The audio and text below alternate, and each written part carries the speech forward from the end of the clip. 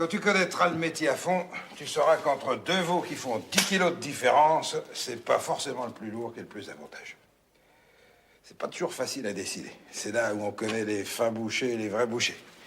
Faut savoir tâter, regarder le poil, regarder les yeux. Les yeux? Parfaitement, les yeux. Il n'y a rien qui vous parle comme un œil de veau quand on connaît son affaire. Et le jour où j'ai acheté ce monsieur-là, je me suis décidé sur le poil et sur l'œil. Est-ce que je me suis trompé? Il est pas mal. Et comment il est pas mal? Dans une bête comme voilà, il y a pour ainsi dire point de déchet. On mangerait les tripes sur du pain. Je vais faire les livraisons. C'est ça, mon garçon.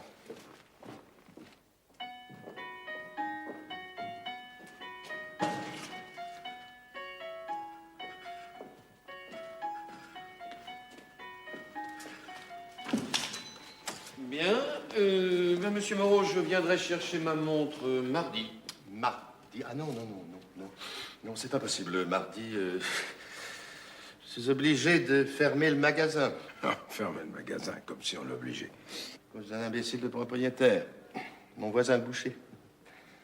Il choisit justement ce jour-là pour réparer la façade. Vous pensez comme la façade a besoin d'être réparée? Regardez-la un peu, la façade. Non, mais regardez-la. Oh, en effet, voilà une façade qui est toute neuve. Toute neuve. Ça recommence.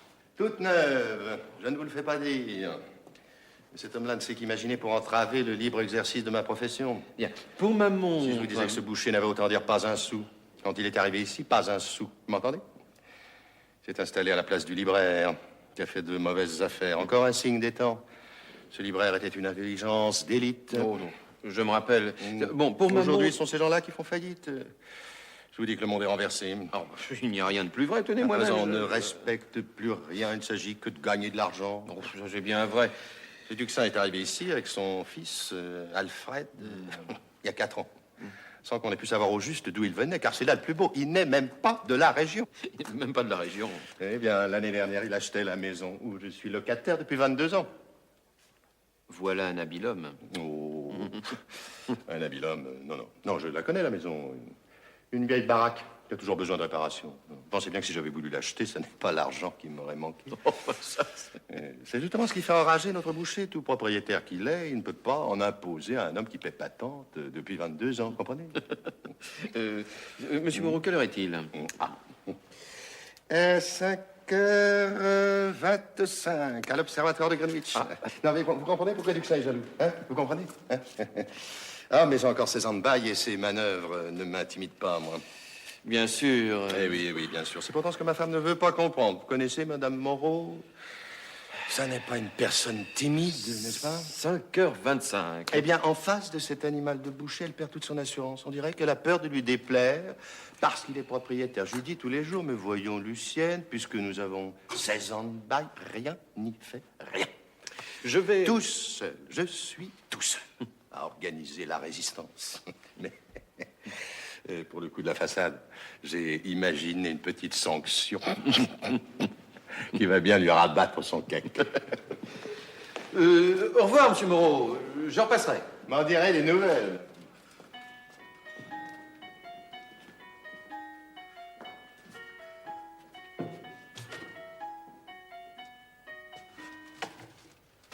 Un raccommodeur de pendules qui passe le plus clair de son temps à déblatérer contre moi et qui mène un potin du diable avec ses 16 ans de bail.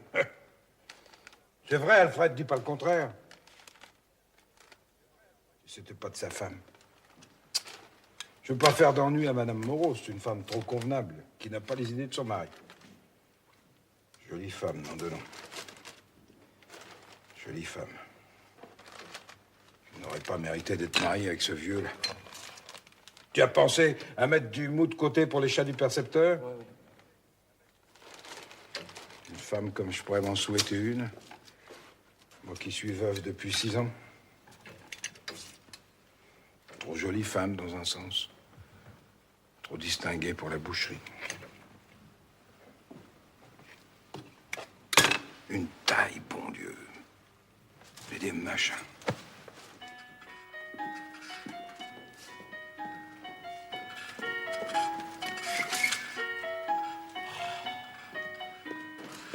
Venez voir ce que je vous disais.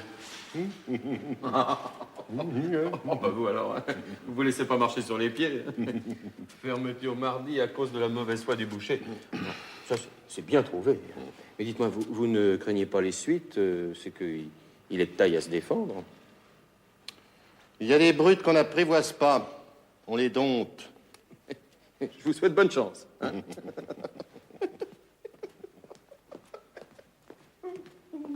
Dites donc, monsieur Duxin. Et il vous arrange bien, le bijoutier? Ah, le bijoutier, ça m'étonne pas. Qu'est-ce qu'il vous a dit? Eh ben, vous avez pas lu la pancarte, hein? Vous devriez la lire. Ça va joliment vous intéresser. La pancarte. Quelle pancarte? Lisez-la. Si jamais je m'attendais. Vous allez m'ôter ça, hein? Vous allez m'ôter cette saleté-là tout de suite, hein? Vous m'entendez? Tout de suite! Ah, ne me touchez pas. Ne me touchez pas. Ces mains rouges de sang. Vous me faites horreur. Arrière, je vous appelle au secours. Un homme de votre âge, vous devriez être honteux. Mauvaise foi du boucher. Je n'ai pas de compte à vous rendre. Je tiens à l'estime des gens, moi. Parce que je suis un commerçant honnête qui vend de la bonne viande. De la bonne viande. Parfaitement, de la bonne viande. Je dis que votre pancarte me fait du tort et j'entends qu'elle disparaisse. Si j'ai mis cette pancarte dans ma vitrine, je ne vous oblige pas à la lire. D'ailleurs, je ne veux pas discuter avec vous, boucher. Laissez-moi passer. Vous savez que je suis trop bon garçon pour m'attaquer à un homme qui n'a pas plus de sang qu'un beefsteak de 3 francs. Encore une fois, laissez-moi passer. Je n'ai pas le temps. Mauvaise foi du boucher, c'est pas croyable. 2 voisins, 2 commerçants. Est-ce qu'il vaudrait pas mieux s'accorder? Est-ce qu'il vaudrait pas mieux se rendre service à l'occasion comme 2 commerçants? Enfin! Boucher, n'allez pas plus loin. Je trouve ce rapprochement tout à fait déplacé. Il ne me plaît pas que vous mettiez nos 2 professions sur ce pied de fraternité. Sachez-le, mon commerce de joaillerie n'a que trop souffert de la promiscuité de votre établissement. Mon établissement? Non, mais... Il y a 5 ans, avant votre installation, j'avais le voisinage d'un libraire. C'était un homme bien élevé, monsieur. Nos 2 magasins, si je puis dire, se complétaient. Ici, le domaine des arts, là, le domaine de la pensée. Il n'était pas rare qu'un client venu pour m'acheter une théière d'argent ou une pendule de bronze s'en alla charger par surcroît des œuvres de Victor Hugo. Mais quand même, mon métier est aussi honorable qu'un autre. Hein? Je voudrais bien vous voir découper un bœuf ou simplement l'assommer là, d'un seul coup de masse. Ah oui, la force. Hein? Sachez-le, on ne devient pas horloger comme on se met à tuer des moutons. J'ai un diplôme, moi, sur parchemin, avec 3 signatures, sans compter celle de l'impétrant. Faites-moi donc voir des bouchers qui est un diplôme. Est-ce que vous avez un diplôme, vous? Qu'est-ce que j'en ferais? Mes diplômes à moi, les voilà, hein? Quant à votre parchemin, je veux pas en dire du mal. En tout cas, il vous a pas appris les bonnes façons. Boucher, laissez-moi passer. Oui, c'est ça. Rentrez dans votre bijouterie et faites-moi disparaître cet écriteau avant 5 minutes. Sinon, c'est moi qui viendrai vous secouer le paletot. Il n'y aurait pas que les joailliers sont toujours armés, je me défendrai. Tant mieux, je n'aurai pas besoin de me retenir. Je vous actionnerai en justice. Moi aussi, je vous actionnerai. Un coup de galoche dans les fesses que je vous actionnerai. Grossier personnage. Ah, naturellement, encore une querelle. Alors, je peux plus m'éloigner d'un pas sans que vous échangiez des injures. C'est toi, Moreau, qui a provoqué Monsieur Duxin? Non, Lucienne, justement, ce n'est pas moi. Monsieur Duxin est venu me soutenir ici. Qu'il est plus difficile et plus méritoire de faire un boucher qu'un artiste horloger. Moi, mais jamais de la vie. Oh. Monsieur Duxin avait raison, comme d'habitude. Ah, naturellement, tu le soutiens. Monsieur Duxin n'aurait besoin que d'un apprentissage pour devenir horloger. Mais toi, tu ne seras jamais capable de porter un veau sur tes épaules ou d'assommer un bœuf d'un coup de masse. Ah, qu'est-ce que je vous disais? D'ailleurs, j'ai bien de la peine à croire que Monsieur Duxin se soit dérangé pour vanter la supériorité de sa profession sur la tienne. Ce n'est pas de son caractère. Bien sûr que non. Enfin, que s'est-il passé, au juste? J'ai le droit de savoir. Voyons, Moreau, explique-moi. Mais j'ai tous les torts. C'est entendu, c'est jugé d'avance. Je trouve naturel que je sois obligé de fermer le magasin mardi. Mais la querelle n'est tout de même pas venue à propos de ces réparations. Mais si, il faut croire que si. Mais c'est pas moi qui l'ai cherché. Les travaux ne sont pas si importants qu'ils exigent la fermeture du magasin. Oui, ça vous est égal que mes clients reçoivent des briques sur la tête. Je lui ai dit que ça n'était pas dangereux. Les travaux doivent se poursuivre mercredi prochain au-dessus de la boucherie. C'est pas ça qui va empêcher de vendre de la viande, comme d'habitude. Non, monsieur Moreau, je vous le répète, vous n'aviez pas le droit de me faire un tel affront devant toute la ville. Un affront?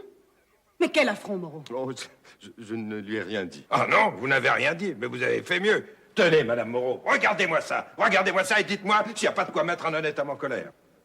Oh, par exemple. Ça, c'est trop fort. Ah, Moreau, tais-toi.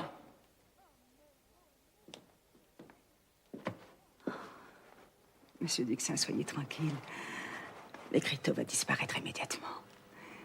Et Et je vous promets que cette plaisanterie n'aura pas d'autre suite. Vous êtes bien aimable, Madame Moreau. Ah, je vous assure que je suis confuse. Il n'y a pas de quoi. Mais dans le commerce, vous savez ce que c'est, n'est-ce pas? Hein?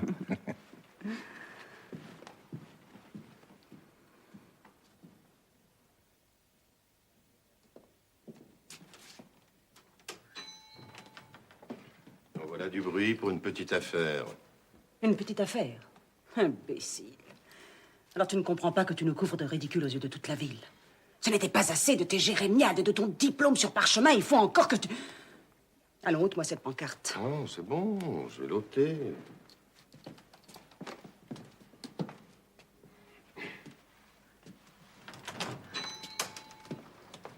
Je vous dis que j'ai entendu la voiture de la police. Mon Dieu, mademoiselle Borbe, mais que se passe-t-il? Le cordonnier de la rue des Tiercelines vient d'abuser d'une jeunesse de 18 ans. Allons donc. Je vous le dis.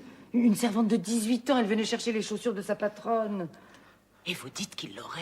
Violée, Madame Moreau. Violée. violée. Le cordonnier l'a jetée par terre, croyez-vous, hein? Là, par terre, derrière son établi, sur une pile de souliers. Sur une pile de souliers. Oh, qu'elle s'est débattue, qu'elle a crié. On est arrivé trop tard. On est arrivé trop tard. Il l'avait déjà déshonoré 3 fois. Vous m'entendez, Madame Moreau? 3 fois. 3 fois. Il paraît qu'elle n'avait même pas lâché son parapluie. Son parapluie. Oh, Madame Moreau, quand arrive le printemps, on peut bien dire qu'il va se passer des horreurs. Ah, des horreurs. Et il s'en passe bien d'autres qu'on ne connaît pas. Hein, vous croyez pas, Madame Moreau, hein? Dites. Ah, je ne sais pas, mademoiselle Vorbe. Je ne sais pas. Et dire, Madame Moreau, dire que ce matin même, je lui avais porté une paire de souliers à réparer. Oh, j'ai bien vu qu'il me regardait d'un drôle d'air. Oh! Là, entre 2 agents, c'est lui. Vous entendez? La police l'emmène. Je vais voir. Des gens comme ce cordonnier, Madame Moreau, on devrait leur ôter les moyens de recommencer. Leur ôter les moyens. Les moyens. Les moyens. Les moyens. Qu'est-ce que c'est? Le cordonnier de la rue de Tiercelines vient de violer une jeune fille. Oh, le cordonnier, par exemple, mais tu es sûr? Ne pose donc pas de questions stupides, Moreau. Faut qu'un homme soit diablement fort, tout de même. Un goujat, ce cordonnier. Un dégoûtant personnage. Je te demande pas ton opinion. Eh bien, m'as-tu ôté cette pancarte? Écoute, Lucienne, je suis sûr que tu n'as pas saisi l'intention du boucher. Je le disais tout à l'heure, encore un client. Cet homme-là est jaloux de moi. Pas de raisonnement. Ôte-moi cette pancarte. Le boucher jaloux de Moreau, par exemple.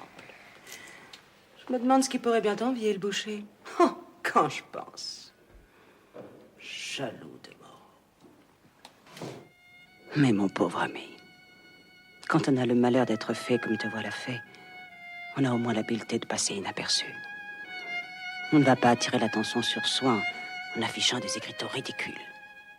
Et surtout, on doit avoir la modestie de ne pas se mettre en comparaison avec un homme tel que Duxin. Monsieur Alfred, Je vous demande pardon, je vous ai dérangé. C'est sans le faire exprès. vous ne me dérangez pas du tout. Mon père m'envoie à la poste porter une lettre recommandée, alors je vais à la poste. À cette heure-ci, vous n'attendrez pas longtemps. C'est pas comme le matin. L'autre jour, j'ai presque attendu 3/4 d'heure. Vous envoyez des roast beef par la poste?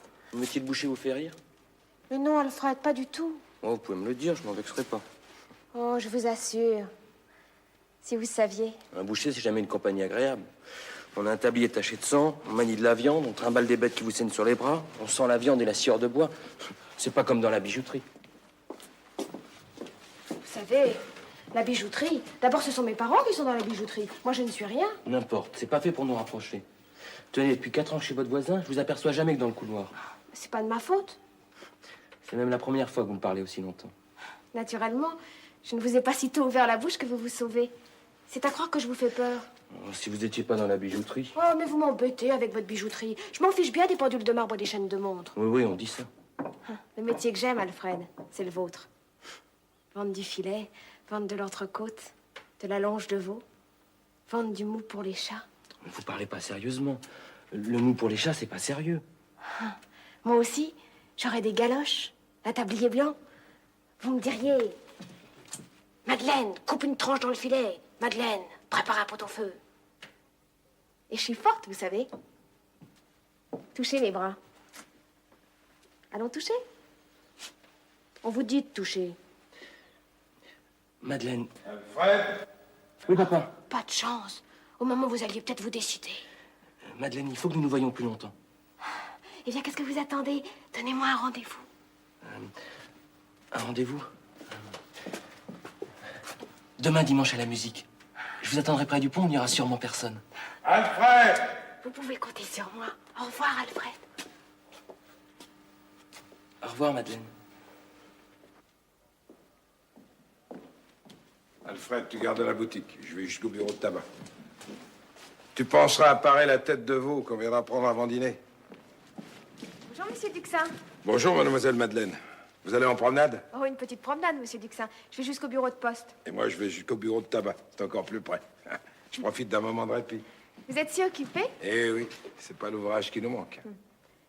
Savez-vous, je crois qu'il faudrait une personne de plus à la boutique. Sans pas de trop. Quelqu'un de jeune, d'alerte. Une jeune femme. Eh oui, c'est bien ce qui nous manque. Madeleine? Au revoir, mademoiselle Madeleine. Monsieur Duxin.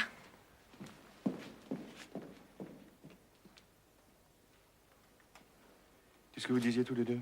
Monsieur Duxin me parlait du beau temps. Oui, ça commence toujours par le beau temps. On connaît la chanson. Avec de pareils individus. Qu'est-ce que tu veux dire? Ce boucher-là est une brute. À ne reculer devant rien. Tu trouves pas qu'il ressemble justement au cordonnier de la rue des Tiercelines? Non, je ne trouve pas. Eh ben, n'importe. Je t'interdis de lui adresser la parole. Ta mère lui a déjà témoigné trop d'indulgence. Il en abusera un jour.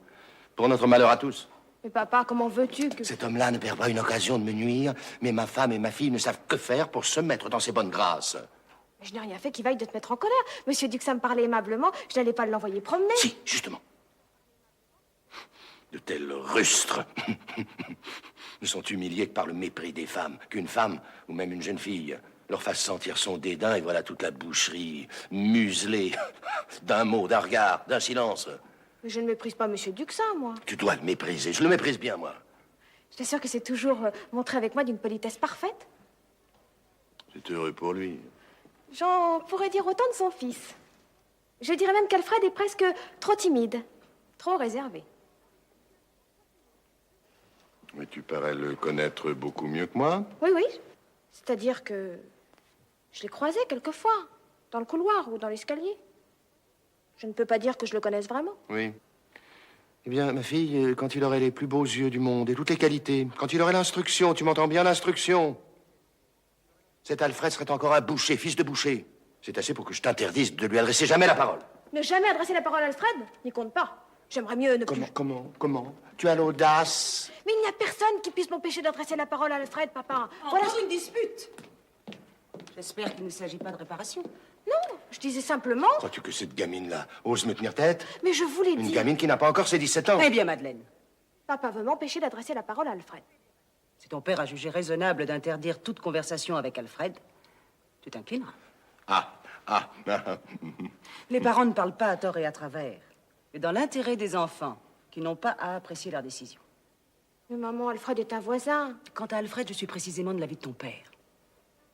Il ne me plaît pas que l'on puisse voir ma fille bavarder dans la compagnie d'un garçon boucher.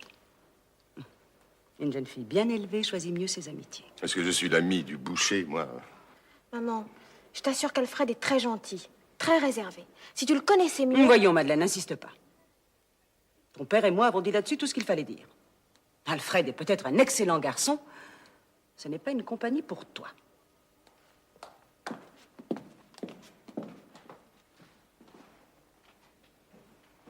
Là, j'avais pourtant raison. Tu ne m'as pas soutenu. Ah, bien entendu, je ne t'ai pas soutenu. Ça n'était pas mon affaire non plus. Tu n'as pas de cœur. Si tu aimais ta fille... Ta mère m'aurait bien reçu. Oh, naturellement, t'as eu peur. Mais non, j'ai fait ce qu'il fallait faire. Bon, je ne dis pas que ta mère n'ait pas été un peu catégorique. Après tout, il ne s'agit pas d'être impoli avec les gens, fussent-ils bouchés. Alors Hmm. Alors Ben, quand je t'interdis d'adresser la parole à Alfred, j'entends seulement que tu ne t'attardes pas en conversation. Hein? Je n'irai pas me formaliser d'une parole échangée en passant. Tu vois comme t'étais injuste tout à l'heure. Ce pauvre Alfred. Mais tu sais bien que je n'en avais pas, Alfred. Je suis persuadé que c'est un brave garçon. Allons, va à la poste. Là. Je dirais à Alfred que tu l'aimes beaucoup. Mais non, mais je te défends bien. Si ta mère nous entendait. Ah! On a pourtant retiré la pancarte. Boucher, j'espère qu'après ce premier avertissement, vous aurez la discrétion de rester à votre étal et de ne plus troubler la paix d'un homme de bien qui a su mettre de son côté le bon droit et l'élégance d'une parfaite courtoisie. Je voulais pas vous fâcher, monsieur Moreau. Surtout que vous avez déjà assez d'ennuis comme ça avec la bonne. Pauvre fille. Pourquoi, pauvre fille? Non, pas l'habitude de maltraiter nos servantes. Que signifie cette insinuation? Je dis pauvre fille parce que ça n'est jamais agréable d'être violée par un cordonnier. Le cordonnier? Moi, voulez-vous dire que la victime serait justement... Mais non. Mais si, Augustine, votre Augustine. Ah, je vous croyais au courant, moi. Toute la ville en parle. Mon Dieu. On a violé la bonne. La nôtre. Lucienne. Lucienne. Lucienne.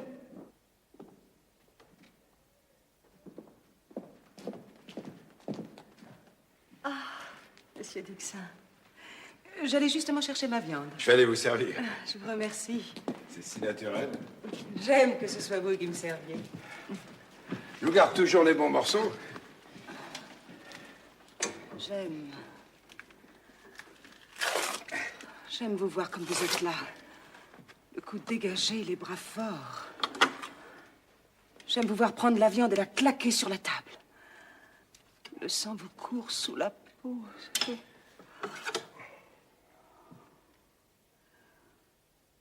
Vos mains couvrent tout un beefsteak. Elles sont fortes, vos mains. Bien sûr, c'est pas des mains de pianiste. Et quand vous cassez, quand vous coupez, on voit les muscles se durcir. Là, on voit l'effort de la poitrine et des épaules et des reins. On sent la santé, le muscle partout. Oh, je ne sais pas pourquoi je vous dis ça, mais c'est Moreau. Tout à l'heure, je l'ai entendu dire. Ce Duxin est fort comme un Turc. Ah, sa question de santé, j'ai pas à me plaindre. Je me porte assez bien. Tout est solide. Tout est fort.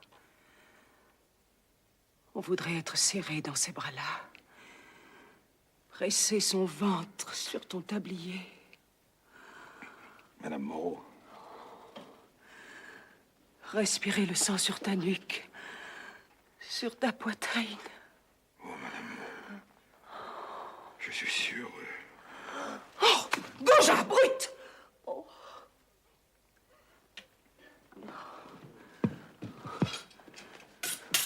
Je croyais pas. Je suis un dégoûtant. Oui, un dégoûtant. Une brute. Une grande brute. Une sale brute de boucher. Bon, ça va, je me suis mis dans mon tort. Vous êtes fourré dans les mauvais lieux tous les soirs, hein? Bon, voilà des questions. Comme une brute. Mais c'est mon affaire. Tu y vas. Tu y vas. Brute, serre-moi. Tutoie-moi. Serre-moi avec toutes tes forces, qu'on entende craquer mon cœur bouché. Mon de Dieu, si jamais je m'y retrouve, moi. C'est ça, jure. Parle comme un homme. Je ne veux pas que tu me parles d'amour, pas maintenant. Je veux des bras d'homme. Boucher. Boucher, mon boucher. Mais embrasse-moi, empêche-moi de parler. J'ai peur que ça finisse encore par des gifles. C'est vrai, je t'ai giflé, mais il ne fallait pas y faire attention. Il fallait poursuivre, montrer ta force. Je vous dirais que ça n'est guère mon genre. Moi, j'aime qu'on prépare les choses avec du sentiment. Pourtant, je peux bien vous le dire à présent. Quand je vous rencontrais dans le couloir ou dans l'escalier, j'en tremblais dans ma peau. D'envie, hein? C'était d'envie que tu tremblais. Tu sais, je suis belle, tu verras. Tiens, regarde ma taille. Regarde ma jambe. Tu t'en saouleras, Boucher. Tu t'en saouleras. N'en promettez pas tant, à la fin, ça énerve. Tu ne sais pas encore ce que peut être une femme. Une femme à qui l'angoisse et le regret du plaisir serrent la gorge depuis des années et qui tout d'un coup lâche la bride parce qu'elle ne peut plus se défendre. Qui lâche la bride, Qu'il lâche tout. Oh, j'ai chaud à la gueule. Si tu savais, Boucher, comme je suis pressée. J'ai tant attendu, j'étais bête. C'est si simple de se laisser aller. Si simple qu'on n'y pense pas. Qu'on n'ose pas y penser. Oh, les femmes, c'est pas comme les hommes, tout de même. Mais quand je venais à la boucherie, ou bien le soir, en pensant au jour qui viendrait, et aussi quand je te voyais traverser la rue, le pas lourd, les épaules balancées, mes tempes battaient, mes mains devenaient froides. Ça me faisait pareil. Mais moi, c'était plutôt le sentiment. Pourquoi m'avoir laissé attendre si longtemps? Je ne sais pas. C'est vrai, quand on aime une femme, on en a peur. Et puis l'impatience, ça vous cravate.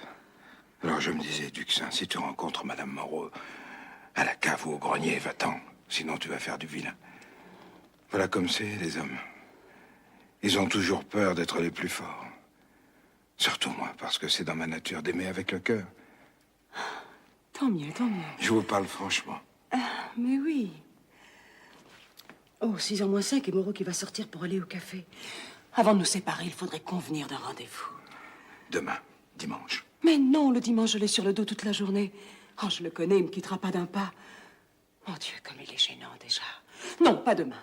Mais si, demain après-midi, vous n'avez qu'à aller à la musique. Vous manœuvrez pour le perdre. Derrière le kiosque, il n'y a jamais personne. Je vous attendrai là. Oh, j'essaierai. Lucienne. Est-ce qu'il vous reste du mouton? Un morceau pas trop gras. Bonsoir, mademoiselle Lepage. Dans l'épaule, j'aurai quelque chose de joli dans l'épaule. Je vais voir. Pour demain, il me faudra un bon rôti dans les 15 francs. Vous inquiétez pas, c'est moi qui m'en occupe. Vous me direz si c'est temps. Je le voudrais de bonne heure. La bonne viendra le chercher. Propos. Elle est revenue, À qui? la bonne. Ah, vous n'êtes pas au courant, vous non plus? Le cordonnier. Je suis pas du... Mon Dieu, est-ce que le cordonnier... Eh oui, c'est Augustine. Augustine. Oh, quelle affaire. Toute la ville au courant. La bonne des Moreau. Oh, il ne manquait plus que ça. Vous n'êtes pas responsable. Oh, et comme c'est ennuyeux, cette fille-là faisait si bien l'affaire. La malheureuse, il paraît qu'elle n'ose plus rentrer chez vous. Voulez-vous me rendre un service? Bien entendu. Tâchez de la voir. Et dites-lui qu'elle vienne chercher sa malle le soir, après dîner. Surtout qu'on ne la voit pas rentrer chez nous. Vous n'allez pas la renvoyer. Elle n'avait qu'à faire attention. D'ailleurs, si elle n'avait pas crié, personne n'en aurait rien su. Si ça lui faisait mal, tout de même. Je vous assure, elle n'a pas mérité ça. Mais enfin, pourquoi prenez-vous ma maison? Moi, ce que j'en dis... Et quand ce ne serait que pour Madeleine? Quel exemple à proposer à une enfant de 16 ans? Ah non, je m'en vais. Au revoir. Demain, après-midi. Oui, et surtout, soyez prudents.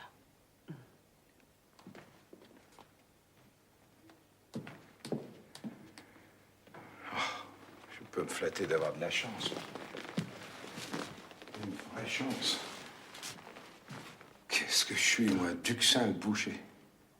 Large d'épaule, c'est une affaire entendue, et costaud de partout, mais... C'est pas d'être costaud qui fait. Les femmes, elles aiment d'abord qu'on soit délicat. Le sentiment. Il n'y a que le sentiment.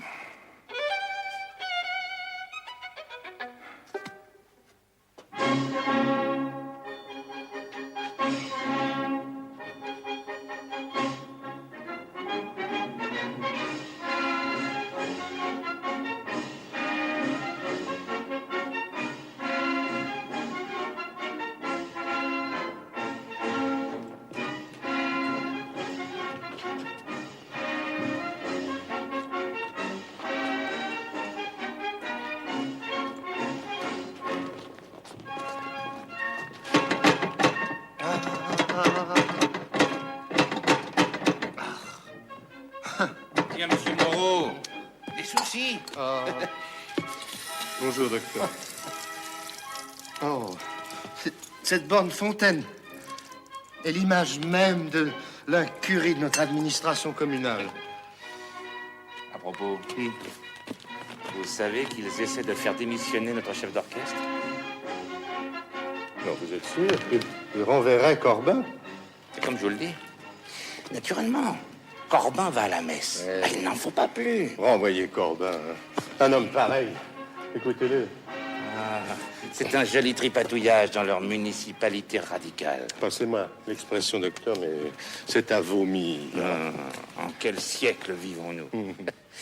Figurez-vous que je cherche ma femme. Tiens, par exemple, ce n'est pas madame. Moi aussi, je cherche ma femme. Ah, comment se porte-t-elle, Madame Moreau? Ah, un peu nerveuse, un peu...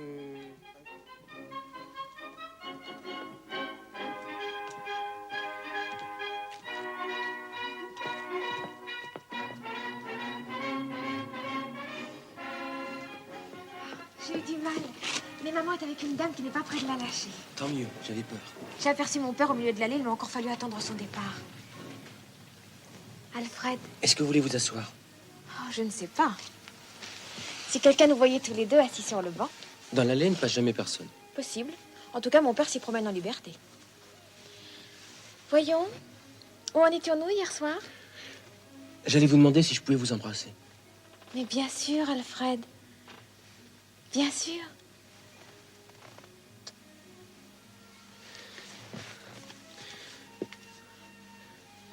Vous n'avez pas froid?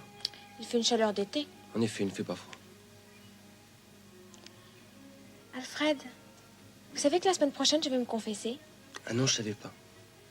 Ce qui m'ennuie, c'est que je ne sais pas trop ce que je vais raconter au curé. Dites-lui tout, Madeleine. Quoi, tout? Dites-lui que nous nous aimons. Dites-lui que nous voulons nous marier. Mais c'est pas un péché de se marier. C'est vrai, c'est pas un péché. Ce n'est pas comme si vous m'aviez prise par la taille ou par le cou. Ce n'est pas comme si vous m'embrassiez sur la bouche.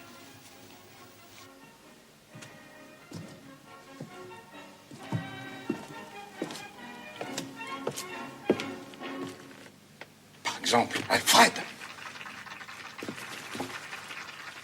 Voilà bien une autre histoire. Justement, papa, je voulais te parler. Et moi qui ne me doutais de rien, mais petit malheureux, tu m'en fais belle. La fille de Madame Moreau, une jeune fille bien élevée. Écoute, laisse-moi t'expliquer. Tais-toi, Alfred. Tu m'as vexé. Je n'ai pas mérité que mon fils me fasse une chose pareille. Heureusement qu'elle n'est pas à l'heure. Monsieur Duxan, ne vous fâchez pas, vous allez comprendre. Oh, j'ai déjà compris. Mais puisqu'Alfred a décidé de m'épouser, je ne vois pas pourquoi vous montez sur vos grands chevaux. Comment ça, décidé? Mais non d'un chien. Vous ne me croyez pas capable de tenir ma place à la boucherie. Madeleine m'a dit qu'elle aimerait... Laisse donc parler les gens, garnement. Vous savez, je suis économe. Il y a des femmes qui pensent d'abord à la toilette, mais pour moi, le tablier blanc les galoche. Oh, ben, je vous dis pas. Bien sûr que je ne me laisserai pas sans une robe, un chapeau. Non, laissez donc. Dans la boucherie, on a toujours de quoi. Naturellement. Oui. Quand j'achète un veau 3 francs 10 sous, je gagne encore ma vie. Et je vous parle des veaux, alors c'est pour dire. Puis j'espère bien que mon père me fera une dot. Ah. Oh, votre père, ma pauvre petite, il voudra rien entendre. Il est têtu comme une bourrique. Vous pouvez pas parler autrement quand tu parles de Monsieur Moreau? Non, je dis comme une bourrique, c'est une manière de causer, mais ça ne m'empêche pas d'avoir de l'estime pour Monsieur Moreau. Mais vous verrez ce que je vous dis. Il ne voudra pas de ce mariage. Mais c'est à vous d'arranger les choses, monsieur Duxin. Alfred me vantait tout à l'heure votre adresse, votre énergie, votre esprit d'à propos. Moi, mais j'ai rien dit. C'est qu'il est si fier de son père. Mais c'est un bon garçon, mon Alfred. Il vous rendra heureuse. J'y compte bien. Encore faut-il que je l'épouse. Je suis sûre que vous avez déjà votre plan. En tout cas, vous pouvez compter sur moi pour m'en occuper. Mais il ne faut pas qu'on vous voit ensemble aujourd'hui. Hein? Allez, séparez-vous là. Eh bien, bien. Au revoir, monsieur Duxin. Mais n'oubliez pas notre affaire. Non, soyez tranquille. Hein? Non. Chacun de son côté. Oh.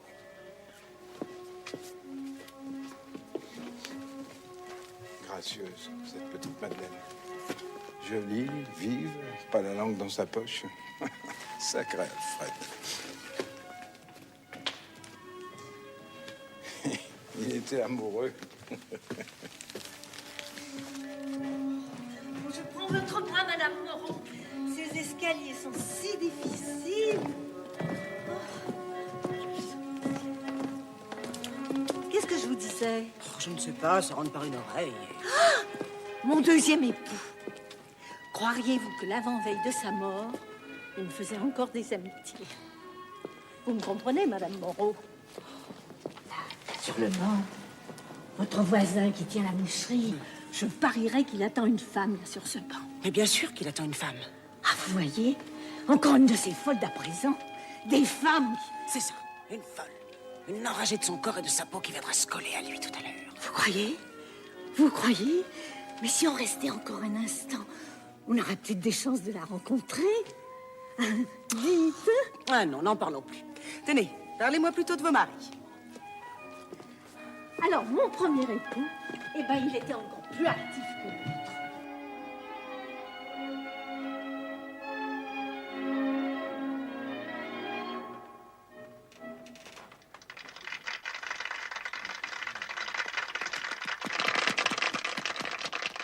Et maintenant, à la demande générale, voici Sambre et Meuse. Pas de Sambre-et-Meuse! Non, jeune homme. Ta gueule! À bas l'armée! Non, un peu de respect. Pas de Sambre-et-Meuse! Soyez ferme, monsieur Corbin. Vous avez l'opinion pour vous. Ah, l'opinion, elle a l'air chouette, l'opinion. Ouais. Non, monsieur, je ne vous réponds même pas. Ah, vous me répondez pas? Eh ben moi, je vais vous causer, moi. Je vais vous en causer de Sambre-et-Meuse. Rien, monsieur Moreau. J'ai appelé la police. La police. Police. Monsieur Moreau, je la bijouterie Moreau. Moreau-Reims, ouais! Monsieur, c'est une atteinte. Vous allez voir qui c'est qui va vous jouer Sambre-et-Meuse sur les côtelettes. C'est une atteinte inqualifiable à la liberté. Causez donc pas de la liberté. La liberté, c'est nous autres. Monsieur, je ne peux pas... Faites donc pas le méchant, hein? Y a pas de bon sens à vouloir batailler comme ça pour un air de musique. Bah, il avait pas besoin de venir Allez, faire le allez-vous-en, malin ici. tranquillement, hein, et qu'on n'en parle plus. Il y en a toujours qui viennent se mêler de ce qui les regarde pas. Ah, monsieur Toussaint, je vous tends la main. Comme un loyal adversaire. Vous m'avez tiré d'un très mauvais pas. Dans ces affaires-là, il vaut toujours mieux ne pas s'emballer. Tenez, pour en revenir à nos querelles passées, Oh, laissez, c'est sans importance. il m'est arrivé d'être un peu excessif. Puisque vous le dites. Mais je ne suis pas un méchant homme. Mais je sais bien, je sais bien. Vous avez pu vous demander pourquoi. Tenez, monsieur Duxin, toutes ces émotions m'ont bouleversé. J'ai besoin de vous parler.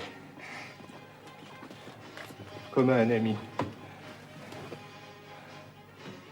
Aussi bien je vous dois une explication de ma conduite.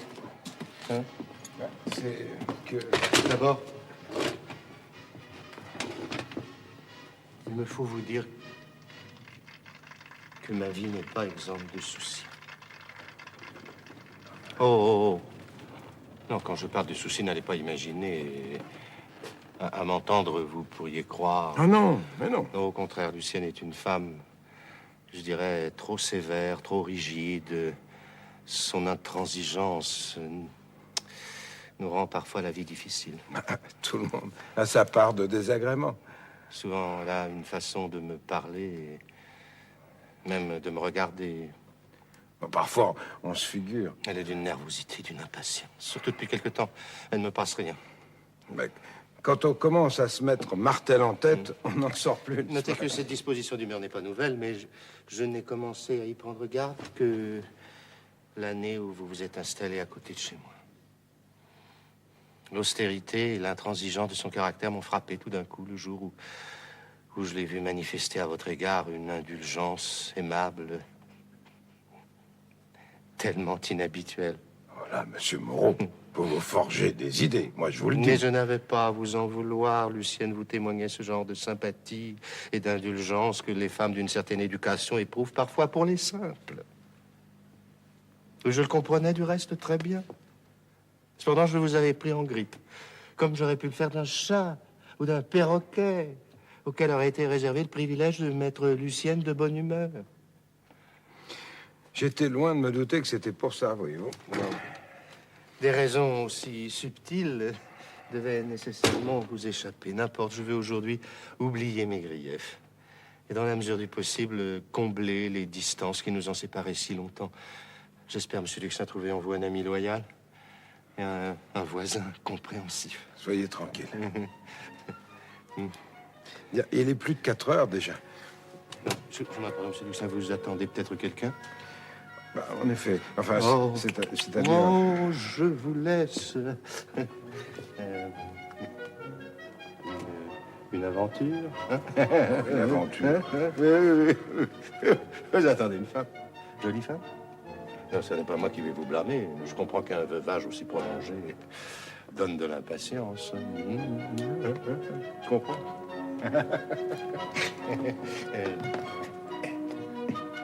Elle ne va pas s'ennuyer.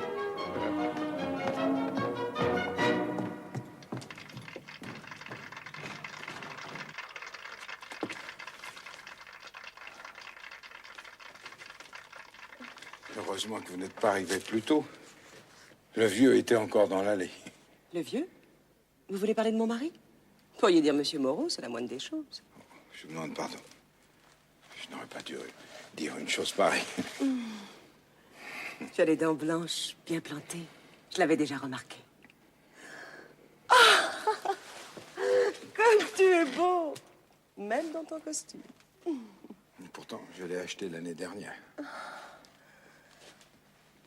Tu as bien fait de ne pas mettre de gilet. Tu as le torse libre. On sent la moiteur de la peau. Ah, tu ne peux pas savoir le plaisir que j'ai à te regarder, à te palper la santé. Ah, viens t'asseoir sur le banc. S'il passe des gens, tu m'envelopperas dans ta veste, sur ta peau.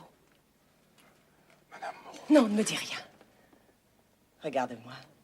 Détaille-moi. Tiens, regarde-moi comme tu regardes une bête avant de la battre. Oh, Lucienne. Vous n'êtes pas le genre de femme qu'on ose regarder comme vous dites.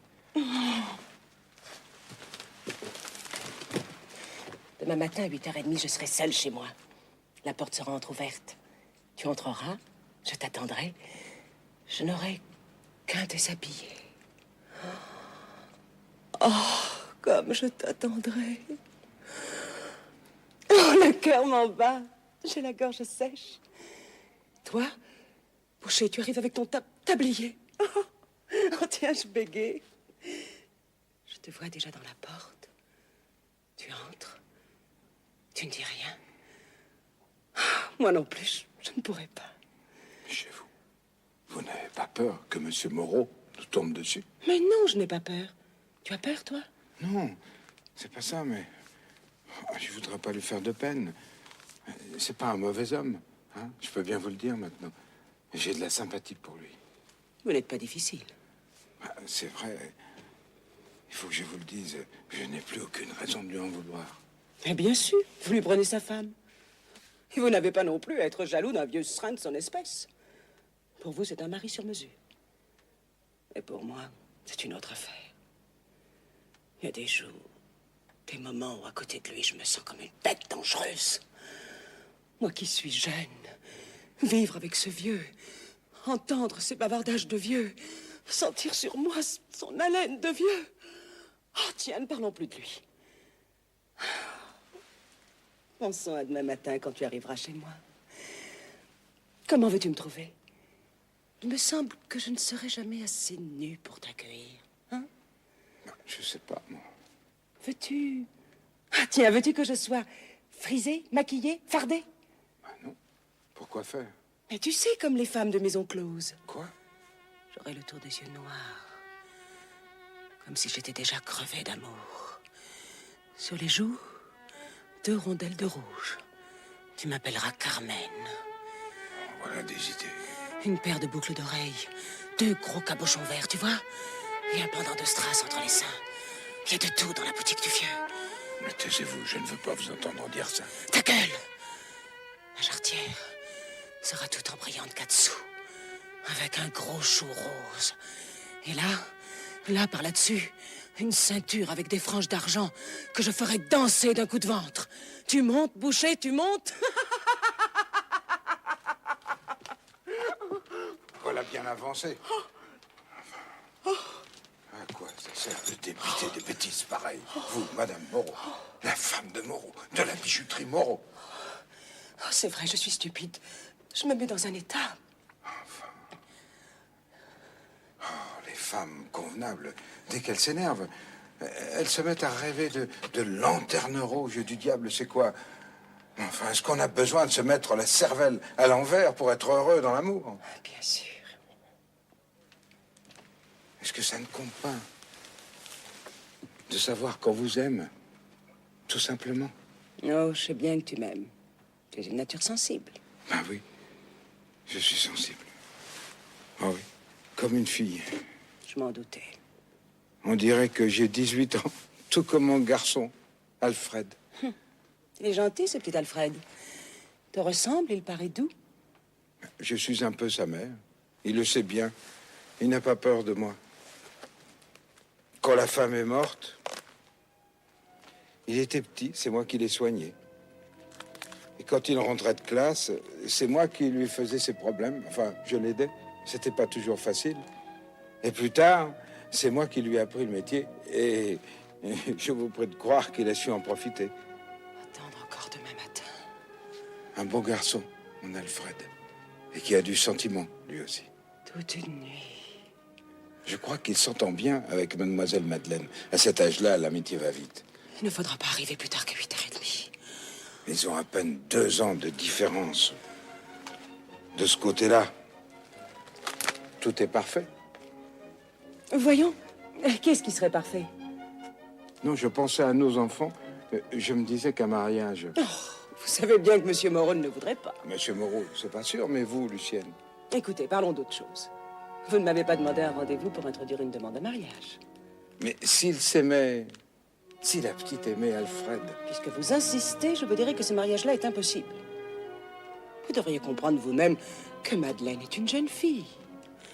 Elle connaît du monde, elle est instruite, elle peint, elle joue du piano. Non, c'est pas ça qui peut empêcher. Enfin, Madeleine a son brevet. La voyez-vous assise au comptoir d'une boucherie? Je savais pas qu'elle avait son brevet. Au moins, j'espère qu'Alfred n'a rien dit à ma fille qui puisse la troubler. Ah non, non. C'est une enfant si sensible. Non, non, je disais ça au hasard. Alors, n'y pensons plus. Surtout, n'arrive pas après 8h30.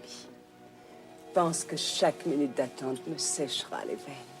Lucienne, je vous promets que vous n'attendrez pas. Ne faites pas de toilette comme aujourd'hui.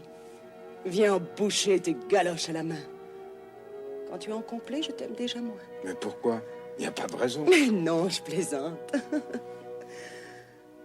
es toujours aussi beau. Tu es toujours aussi fort. Oh, j'entends la voix de mon mari. Ramasse ton chapeau. Mais non, ne le mets pas sur ta tête. À la main. Parlez-moi du concert. Le concert? Oui, oui, parlez-moi du concert. Ah, le concert. Oh, il était très réussi, le concert. Ah, tiens, vous êtes ensemble, hein? N'est-ce pas, monsieur Moreau? Le concert était bien réussi. Te voilà enfin. Ce n'est pas malheureux, après m'avoir abandonné tout un après-midi. Couvrez-vous donc, monsieur Duxin. Oui, j'ai passé mon temps à vous chercher, Madeleine et toi. Ainsi, tu n'étais même pas avec Madeleine. Non, j'ai retrouvé papa il y a 10 minutes. De mieux en mieux. J'étais assez ridicule, moi qui arrêtais tout le monde pour savoir s'il en avait vu mon mari. Encore une fois, monsieur Duxin, je vous demande pardon. Mais il n'y a pas de quoi, madame Moreau. Enfin, voyons, Lucette, je ne me suis pourtant pas caché. Je suis passé plusieurs fois dans cette allée. Monsieur Duxin m'a vu. Naturellement, monsieur Duxin ne dira pas le contraire. Il faut bien que monsieur Duxin m'ait vu, puisque nous nous sommes réconciliés. Comment? Mais vous ne m'aviez pas dit que... Réconcilié? Oh, tant mieux. Vous pouvez remercier monsieur Duxin. Sans lui, je serais peut-être à l'hôpital. Figurez-vous que j'ai été attaqué par un sale individu, une graine d'anarchiste, qui traînait des revolvers dans sa poche. Heureusement, monsieur Duxin est intervenu avec un à-propos, une vigueur. Oh oui, monsieur Duxin est fort. S'il est fort, je crois bien, c'est qu'il est bâti en athlète, tout en muscles, avec des biceps comme mes cuisses. Non, tais-toi, Moreau, tu es ridicule. Enfin, je te dis comme mes cuisses, tu ne vas pas me contredire. Oh non. Ça devait être un beau spectacle que mon mari a pris avec un anarchiste. Il fallait le laisser. Mais je suis sûr que monsieur Moreau se serait très bien tiré d'affaire tout seul. Naturellement. On fait donc pas le malin, Moreau. Tu devais pas être si fier tout à l'heure. Je te vois d'ici, jaune comme un citron et tremblant de tous tes membres. Madame Moreau, avec votre permission. Non, laissez-moi parler, vous. Il faut que je lui dise aujourd'hui ce que Madame j'ai pas le Moreau. temps de... Non, je voulais simplement vous dire qu'il est tard. Maman. Oh, toi, Madeleine, je te prie de garder le ton qui convient à une gamine de ton âge. Mais maman, j'ai rien dit. Tu sais très bien de quoi je veux parler. Depuis quelque temps, je trouve que tu prends des allures qui ne me vont pas. Mais maman, je t'assure que j'ai rien changé. Cet après-midi, pour ne parler que d'aujourd'hui, tu as trouvé le moyen d'échapper à la surveillance de ton père et à la mienne. Mais je vous avais perdu. Tu n'avais qu'à rentrer à la maison. Il ne me plaît pas que ma fille passe pour une exaltée, une évaporée auprès des gens qui nous connaissent. Bon, Je vais vous laisser. Mais non, voyons, marchez donc avec nous, monsieur Duxin, ça fait plaisir à ma femme. Prends votre bras. N'est-ce pas, Lucien?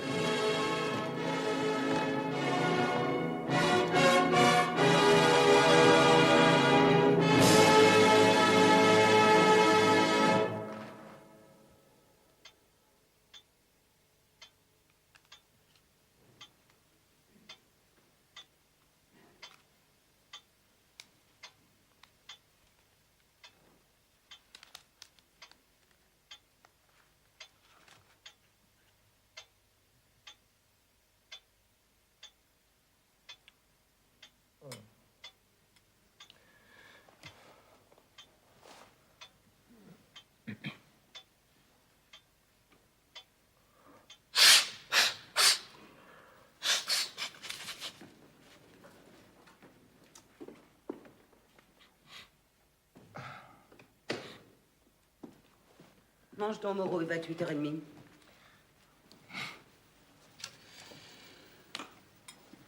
Lucien, tu ne m'aimes plus. Attache ta serviette à ton cou. Les choses ne vont pas comme autrefois. C'est vraiment pas la peine que tu achètes de si beaux peignoirs et du linge qui tiendrait dans le creux de la main. Attache ta serviette à ton cou. Tu vas encore salir ton gilet.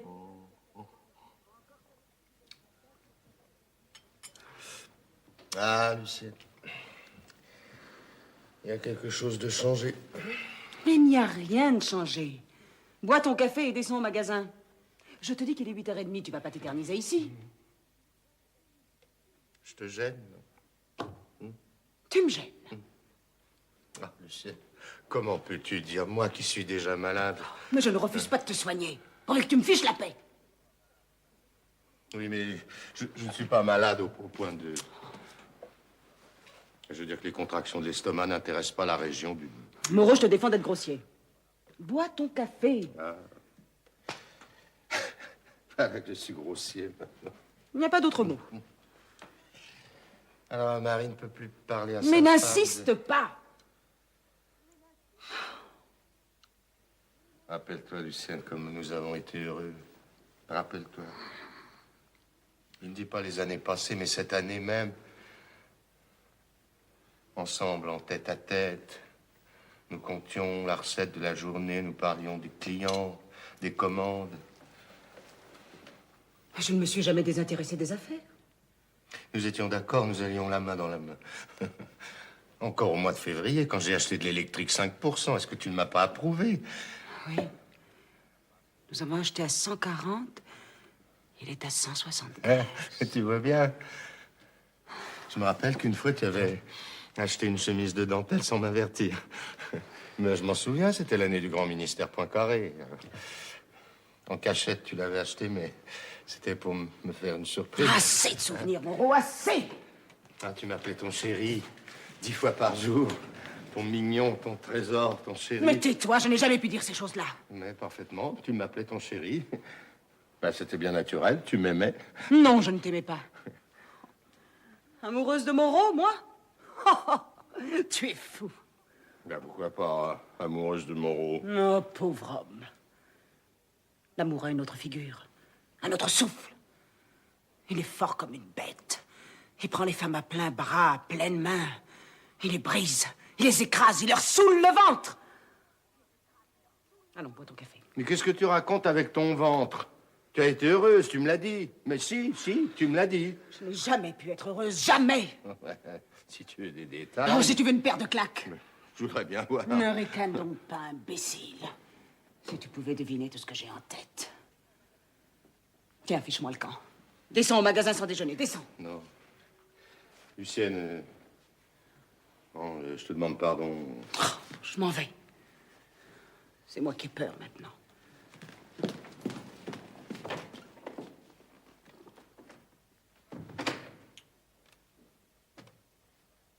Ah, cette fois, tout est par terre. Qu'on va pouvoir espérer encore. Je me disais...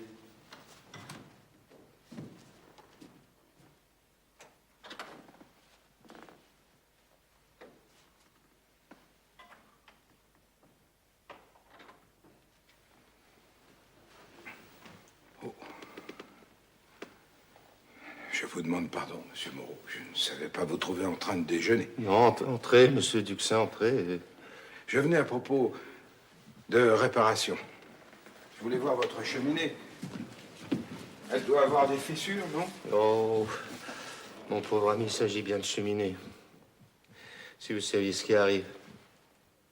Quoi? Elle est malade? Non. Non, je peux pas vous le dire, j'ai le cœur serré.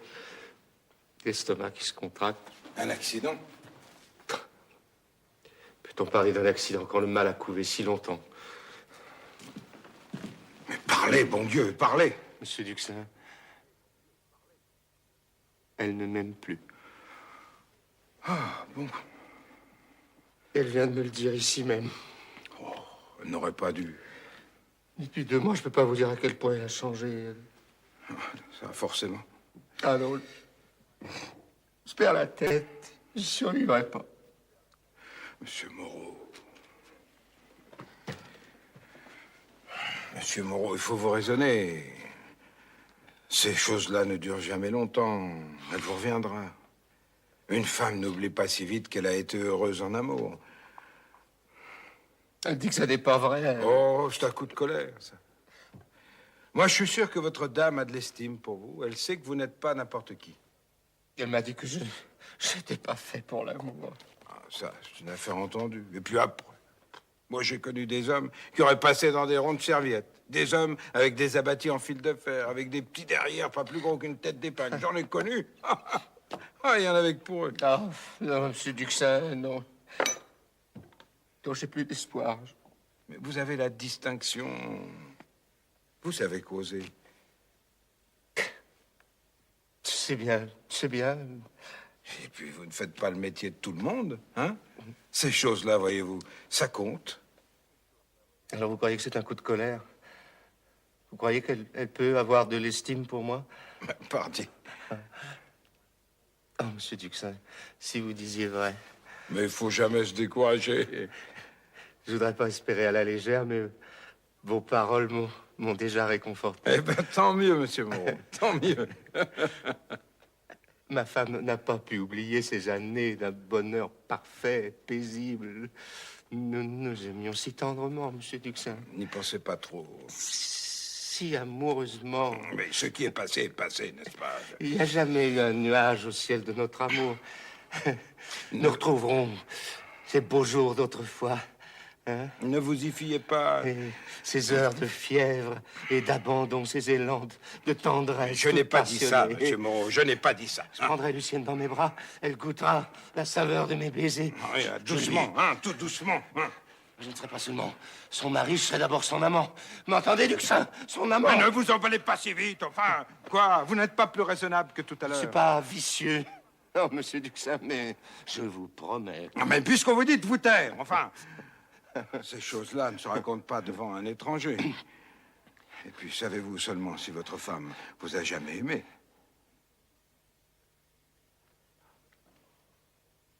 J'ai peut-être parlé trop vite.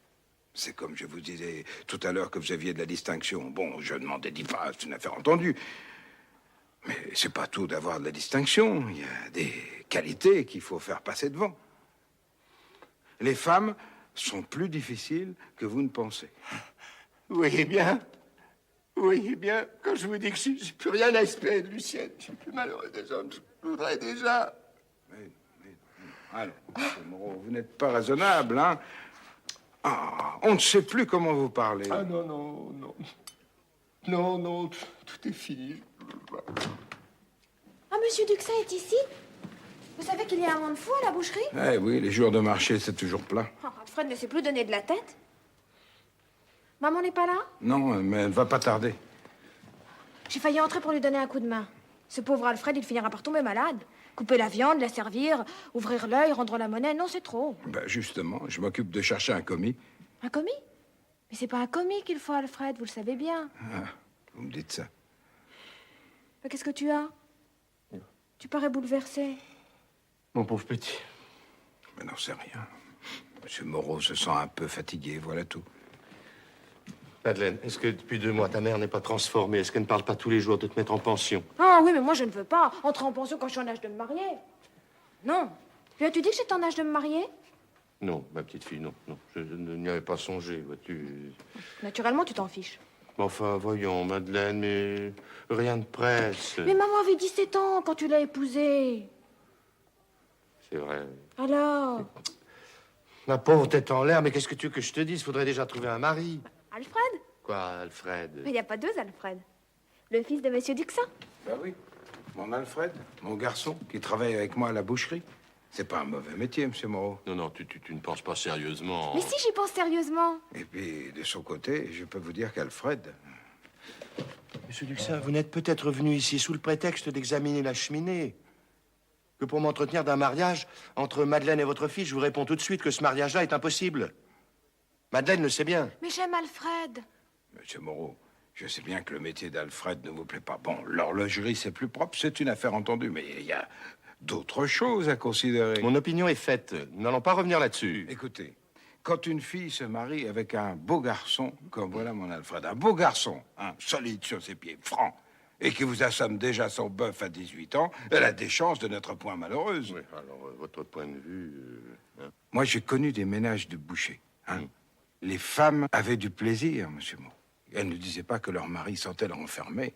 Et elles ne pensaient pas aux voisins non plus. Où voulez-vous en venir, monsieur? Quand j'étais garçon, j'avais des patrons d'une quarantaine d'années et qui n'étaient pas mariés de la veille et qui passaient à chaque instant dans l'arrière-boutique, et pas pour discuter le prix de l'escalope, je peux le croire.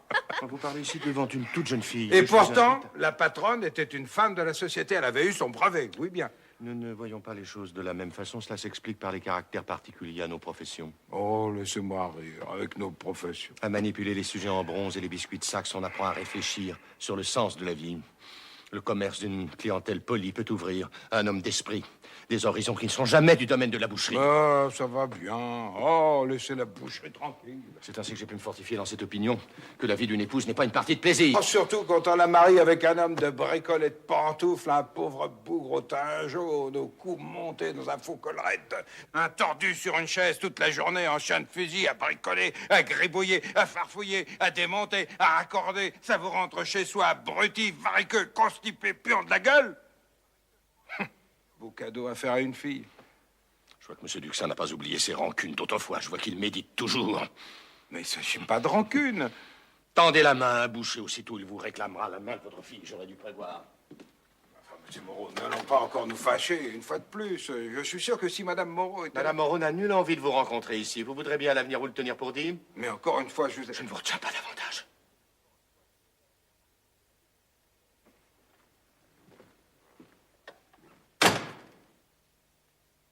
As-tu vu? Avec moi, les choses ne traînent pas. Il ne comprend pas que ça va encore lui retomber sur le dos. Monsieur Duxin n'avait rien dit. Il a dit. Tu ne vas pas le défendre devant ton père. Pourquoi pas? Puisque je dois épouser Alfred un jour ou l'autre. Un coupeur de viande? Un égorgeur? Ah, j'aimerais mieux. Qu'est-ce que tu aimerais mieux? Que je me sauve avec lui? Essaie un peu. Je le ferai fourrer en prison. Et moi, je te déshonorerais. Je coucherais avec des hommes. En pension. En pension. Mais qu'est-ce qui te prend? C'est toi maintenant qui parles de la mettre en pension? En pension, au couvent, au cloître, au pain sec. Vas-tu me dire enfin ce qui s'est passé? Maman, je voulais... Taisez-vous, dévergondez. C'est parce que notre fille prétend épouser Alfred, le garçon boucher, qu'elle se révolte contre ses parents. Voilà ce qui se passe. Madeleine? Oui, j'aime Alfred. Je veux l'épouser. Eh bien, ma fille, il faut y renoncer. Nous n'en parlerons plus. Va-t'en à ta leçon de piano. As-tu vu cette sortie? Et crois-tu qu'il n'y a pas 5 minutes, le boucher osait soutenir ici les prétentions de son fils? Et de quel ton? Ah, il est venu? Il est venu et il est reparti. Tu veux croire que je n'ai pas été long à le flanquer à la porte? Comment? Je t'assure qu'il n'emmenait pas large. Mais non, tu ne l'as tout de même pas mis dehors. Il a pris la porte sans demander son reste. Alors c'est vrai. Tu as osé mettre Duxin à la porte. Tu as osé. Ah, Moreau, Moreau, ça m'est égal. Il disait que la bouche... Ah, tu l'as flanqué à la porte, comme ça, sans rien me dire, à moi. Allez, Duxin, prenez la porte. Vous avez trop d'épaules, vous êtes trop fort, allez-vous-en. Ah, Moreau, tu le trouvais trop beau. Lucienne, tu me caches quelque chose? Il te gênait, dis. Mais pourquoi me demandes-tu ça? Et moi aussi, peut-être que je te gêne. Tu me trouves trop jeune. Tu as peur, hein? Mais je sais pas, tu me regardes... Je voudrais que tu aies peur de moi. Tu as les nerfs malades, laisse-moi... Regarde-moi. Je suis ton ennemi. Tu veux pas penser ce que tu dis? Ne me regarde plus, tu me fais peur. Oh, tu l'as flanqué à la porte. Ah ben, j'ai eu tort, j'ai eu tort. Va le chercher. Appelle-le par la fenêtre. Lucienne, tu ne peux pas m'obliger. Je te dis de l'appeler par la fenêtre. Lucienne.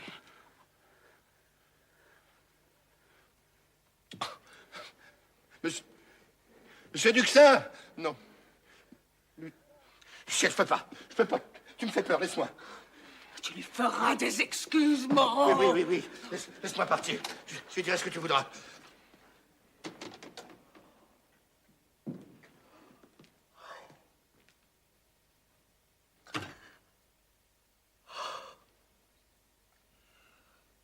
Cette fois, j'ai cru que ça y était. Je deviens folle. Et dire que je me suis donnée au boucher par précaution. J'ai cru lui donner mon corps, comme on se débarrasse d'une chose dangereuse. Jamais je n'ai eu aussi peur de moi.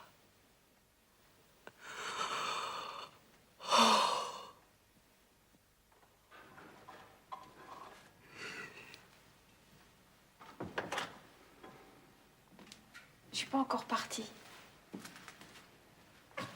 Assieds-toi là, à côté de moi. Ah, tu as bien fait de revenir. J'ai pas pu m'en aller. Tu n'as pas entendu marcher dans l'escalier? Je me suis trompée. Je voulais te dire... Ah, qui as-tu vu en bas? J'ai aperçu Alfred. Et son père? Quand je suis passée, il était sur le seuil de la boucherie avec un client. Maman, je veux pas aller en pension. Tu n'iras pas en pension, tu resteras près de moi. Il ne faut pas que je reste seule. C'est vrai? J'irai pas en pension? Non, j'ai besoin de ma fille. Tu viens me dire que tu aimes Alfred? Tout à l'heure, je t'ai parlé un peu trop durement. Oh, ce doit être le boucher, va ouvrir. C'est Alfred. Alfred, maman est d'accord. Bonjour madame, je porte la viande. Bonjour, Alfred. Nous étions en train de parler de vous. Mais n'écoutez pas Madeleine, les choses ne vont pas si vite qu'elle dit. Ah oui, je m'en doute bien. Il faut réfléchir à tête reposée. Nous ne sommes pas pressés. Je suis sûre que M. Duxin est de mon avis. Je ne crois pas. Enfin, vous lui parlerez tout à l'heure. Il doit monter pour examiner l'état des cheminées. Si ça ne vous dérange pas. Ah, moi, pas du tout. Oh, à quelle heure vous a-t-il dit Aussitôt que je serai descendu, il faut quelqu'un à la boucherie. Donnez-moi la viande, Alfred. Descendez tout de suite et dites à M. Duxin de monter. Au revoir, madame. Au revoir, Madeleine. Au revoir.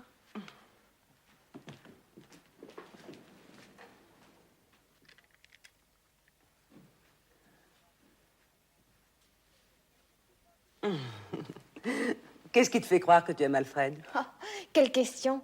Je sais que j'aime Alfred, voilà tout. En somme, tu ne peux pas me répondre. Mais si, mais il y a tellement de choses qui me font penser que j'aime Alfred. Tiens, par exemple, quand je pense à lui, je sens un frisson là sous le sein gauche. Ah oui? Alors en ce moment, tu... Oh, peut-être pas. Devant les parents, le frisson n'est pas ce qu'il est d'habitude. Oh, va vite à ta leçon de piano, il faut que je parle au boucher. C'est moi. Je venais pour les réparations. Au revoir, monsieur Duxin.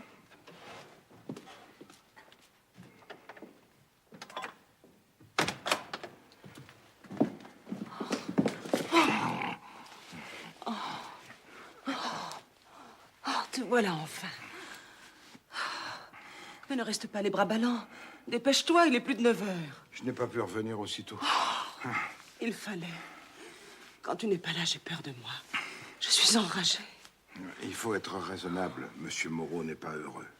Mais ce n'est pas lui qu'il faut plaindre, c'est moi. Il ne saura jamais me plaindre assez. Oh. Tiens, cette nuit même, je me suis éveillée au commencement du jour. Dormais, la bouche ouverte, les joues molles, dégoûtant, comme un mort satisfait qui viendrait de faire une mauvaise farce. Un mort, je demande un peu. Un mort. Il avait un sourire ignoble. Oh, il rêvait, bien sûr, qu'il me pressait contre lui, sur son ventre. Mais pas forcément. Tu te figures toujours des choses. Hein? Si tu m'aimais, tu comprendrais ma haine. Tu souffrirais de la présence de Moreau à mes côtés. Tu ne supporterais pas son empressement, son insistance. Tu ne m'aimes pas. Mais qu'est-ce qu'il faut que je fasse? Si tu m'aimais, tu l'aurais déjà compris. Tu me défendrais contre lui. Tu sais bien qu'il nous gêne. Mais j'essaie de prendre patience. Oh, prendre patience. On n'a pas grand mérite à prendre patience quand on est incapable d'un mouvement de colère, de juste violence. Mais si tu veux, Lucienne, partons. Je suis prêt. Demain. Ce soir, si tu veux. Ce soir. Ce soir. Et demain, toute la ville répétera que Madame Moreau s'est fait enlever par le boucher. Si c'est tout ce que la passion t'inspire, tant pis. Lucienne, encore une fois, qu'est-ce que je dois faire? C'est bon, puisque tu ne veux pas comprendre. Tiens, va m'attendre à côté, je viens. Laisse tes galoches à la porte.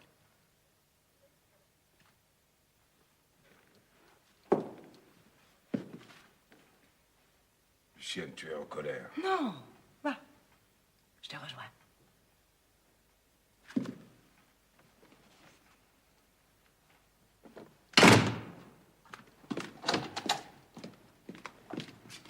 Oh! Faut que tu montes tout de suite. Ferme la clé.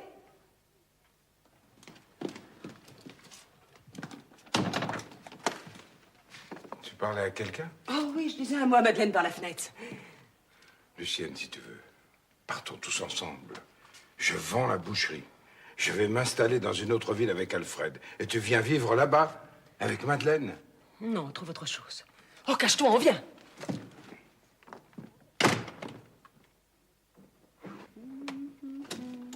Qu'est-ce qui se passe? Je voulais te demander où tu as mis la facture de la couturière. J'ai jamais vu. C'est pour ça que tu m'as fait monter. Tu sais que c'est galoche, là. Je n'arrive pas à mettre la main dessus. Vraiment, je me demande où j'ai... Duxin est ici. Mon Dieu, Moreau, comme tu es vieux. Et comme tu es laid. Duxin est ici. Mais oui, il est dans la chambre à coucher. Il a laissé ses galoches à la porte. Lucienne, ça n'est pas vrai. J'allais me déshabiller. C'est bientôt fait, tu sais. Tais-toi, ne plaisante pas avec ces choses-là. C'est un bel homme, ce boucher.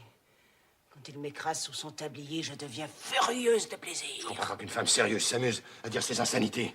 Alors tu n'en crois pas les galoches. Tu ne veux pas croire que je sois la poule du boucher.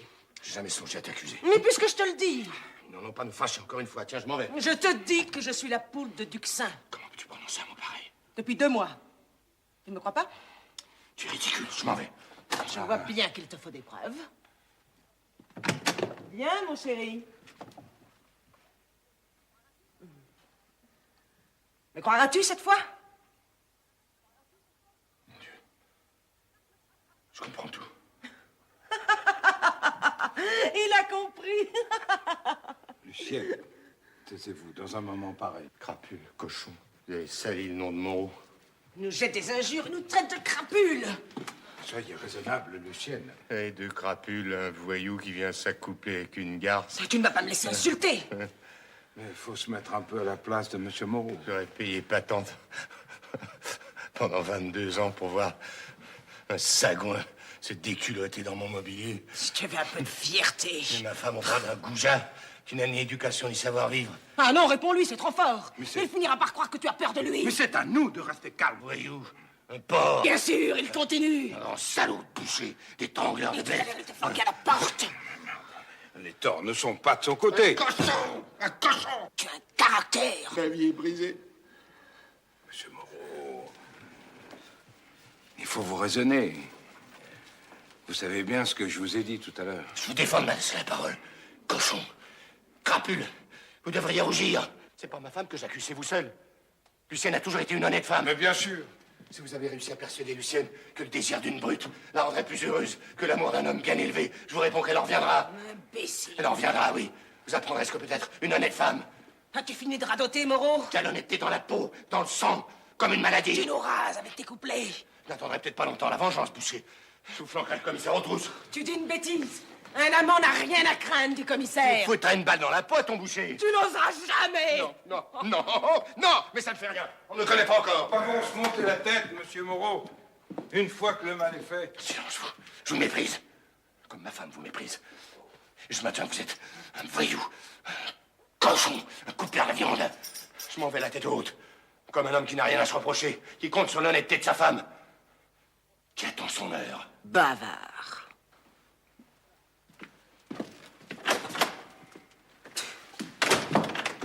Monsieur Moreau. Monsieur Moreau.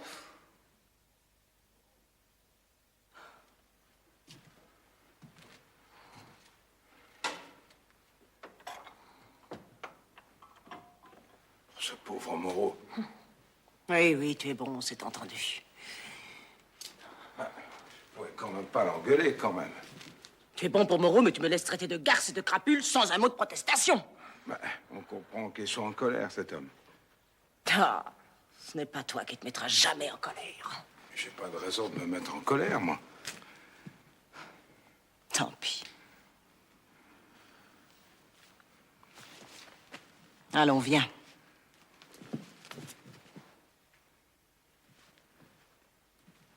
Tu n'es bon qu'à ça.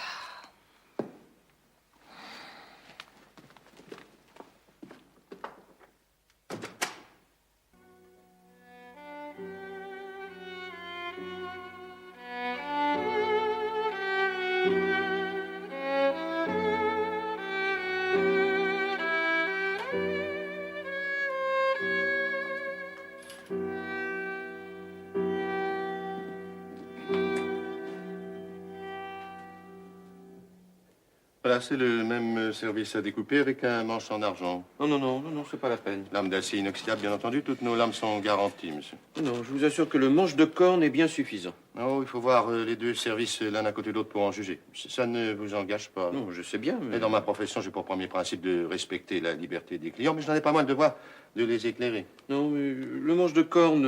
On n'achète pas un service à découper tous les jours. C'est une dépense importante qu'il faut faire avec réflexion. Non, mais j'ai réfléchi. Je ne voudrais pas influencer votre choix, mais laissez-moi vous dire que le modèle en argent, beaucoup plus solide que l'autre, mieux monté, est aussi d'un travail plus artistique. Voyez donc, quel fini. Mais vous savez, c'est pour un cadeau. Ah ben justement, quand il s'agit d'un cadeau, on est obligé d'être plus difficile que pour soi-même. Oui, mais c'est un cadeau pour ma femme. Justement, il n'y a rien de plus difficile que satisfaire sa femme. Vous ne prendrez jamais assez de précautions. Je vous en parle en homme qui connaît la vie. C'est que le service d'argent est beaucoup plus cher que l'autre. Plus cher? Ah non, monsieur, non, il n'est pas plus cher. Je dirais même qu'il est moins cher. Non, si l'on tient compte du travail et de la matière... Oui, tout de même, vous aurez si beau vous voulez dire... offrir quelque chose de joli, d'élégant, offrez un service à découper en argent. C'est comme un bijou de famille. Mieux que le manche de corne finit toujours à la cuisine. Hein? Ah oui, la corne, ça sent la cuisine. La boucherie. Bonjour, monsieur. Bonjour. Je peux pas mieux vous dire, la boucherie. Combien coûte-t-il, celui-ci 135 francs, monsieur. Mais c'est pas donné, 135 francs. Non, que voulez-vous, l'objet d'art sera toujours l'objet d'art. Enfin, vous ne trouverez nulle part ailleurs quelque chose d'aussi beau. Mais tenez, je vais faire le même à ma femme pour son anniversaire, n'est-ce pas, Lucienne? Pas du tout, tu m'as donné de la corne. Ah, voyons, Lucienne, tu te souviens pas? Nous invitons si rarement, vous comprenez? Je m'en souviens parfaitement. Oui, tu sais bien, c'est un manche d'argent avec des marguerites. Tu n'as pas besoin de cligner de l'œil. Je suis sûre que mon service est en corne. Moi, je suis sûr qu'il est en argent. Tu sais très bien qu'il est en corne. Enfin, bon sang. Non, mais je vous demande pardon. Non, écoutez, je suis pas décidé. Ah, si vous n'achetez pas celui-ci, vous achèterez le manche de corne. C'est très soigné et d'un bon usage. Ah oui, le manche de corne est très solide. Le mien me donne toute satisfaction. Mais ce n'est pas vrai, c'est de l'argent. C'est de l'argent. Oui, je préfère réfléchir encore un peu. Hein. Je repasserai. Au revoir, monsieur. Oh, monsieur, un client ne repasse jamais. Une vente qui était presque faite, je rabattais sans sou, il emportait les crins. C'est ennuyeux. Je l'avais décidé, et il a fallu que... Tu ne sais pas, Moreau?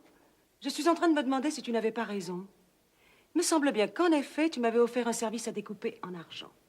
Oh, ça, c'est trop fort. Alors, tu viens de soutenir... Oui, je me rappelle maintenant. C'est un manche d'argent avec une guirlande de marguerite. Tu l'as fait exprès? Pour le plaisir de m'infliger un démenti en présence d'un étranger? C'est la colère qui t'a poussé, c'est la rage, la rage. Mais pourquoi la rage? Mais parce que tu rages. Parce que le boucher t'a déçu. Tu te penches sur moi de la sottise. Non, Moreau. Sincèrement, le boucher ne m'a pas déçu. C'est tout juste l'homme qu'il me fallait. Et tu regrettes, Lucienne, et je ne te blâme pas. Au fond, tu sais très bien que tu ne peux pas aimer un autre homme que moi. Ne dis pas non. Tu es fou. J'oublierai tout, je pardonnerai. Tu m'embêtes, fiche-moi la paix. C'est pour nous une deuxième jeunesse qui va commencer. Parle pour toi. Je pense à notre réconciliation, Lucienne. Si tu veux, je fermerai le magasin pendant 2 jours, pendant 3 jours. Non, je ne veux pas. Nous partirons, Lucienne. Nous ferons un voyage de 3 jours, quand ça devrait coûter 600 francs. Assez, Moreau, assez. D'ailleurs, je déteste qu'on jette l'argent par les fenêtres. Moi aussi, je déteste. Mais tant pis. Nous prenons les premières. Personne dans le compartiment, je te serre. Je t'embrasse dans le cou. Je t'embrasse sur la bouche. Ça tombe conjure, Moreau, ne dis plus de saleté. À la fin, j'en ai assez. Je suis ton mari, je me plaindrai. J'ai le droit d'exiger, tu entends, j'en ai le droit. Tu m'obéiras. Je te conseille de te taire. Et tu m'appelleras ton chéri. Comme avant, tu me l'as dit pendant 17 ans. Je ne l'ai jamais dit. Jamais, jamais. Si, tu me l'as dit 1000 fois. Et tu rôdais autour de moi. Tu mens, sale mufle. Quand je réparais mes pendules, tu venais me trouver dans l'arrière-boutique. Tu étais toute pâle, les dents serrées, tes mains tremblaient. Mes mains? Ce n'est pas vrai, je le jure. C'est sûr que si. Et tu me faisais tes petites mines de garce. Et tu prenais ta voix de garce. Tu me trouvais beau, hein? Tu me le disais à chaque instant. Tais-toi, je te le demande. Folle de moi, t'étais, puisque tu m'as épousé. C'est un mariage d'amour que tu as fait. Oui, j'ai épousé une pucelle de 17 ans. Tais-toi. J'aurais mieux fait d'accoucher au Verdun talus et d'en rester là. Non, prends garde. Tu ne sais pas ce que tu risques. Te rappelles-tu? Ah, t'aimais ça, là? Goja, je te demandais défends. pardon de m'avoir soupçonné. Tu sanglotais, tu criais, que tu m'adorais. Est-ce que j'ai pu rire après? Goja, dégoûtant. Non, Lucienne, non, Tu vas me non, payer Lucienne, ça. non, Lucienne, non, Lucienne, non. Oh.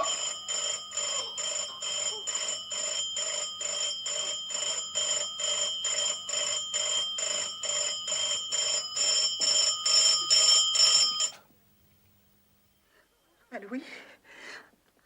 Bonjour, Madame Le Sueur. Une montre de jeune fille. Nous avons un modèle avec des myosotis. C'est entendu. Je vous en prie. Au revoir, Madame Le Sueur.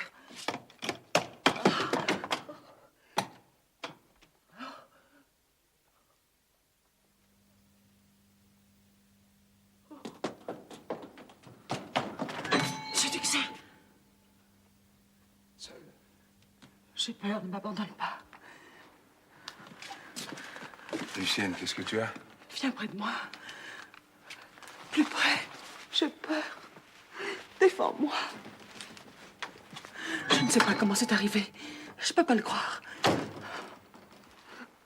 Où est Moreau? Il n'y a qu'à interroger les clients, les voisins. Je suis connue dans la ville. Je n'ai jamais fait tort d'un sou à personne. Où est Moreau? On sait que je suis une honnête femme. Mais je te demande où est Moreau? Il est là, dans l'arrière-boutique. Non, n'y va pas, ne me laisse pas seule, j'ai peur. Reste près de moi.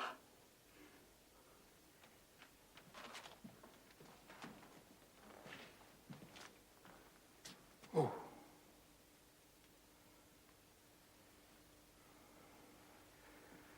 Oh, il est pas beau, nom de nom.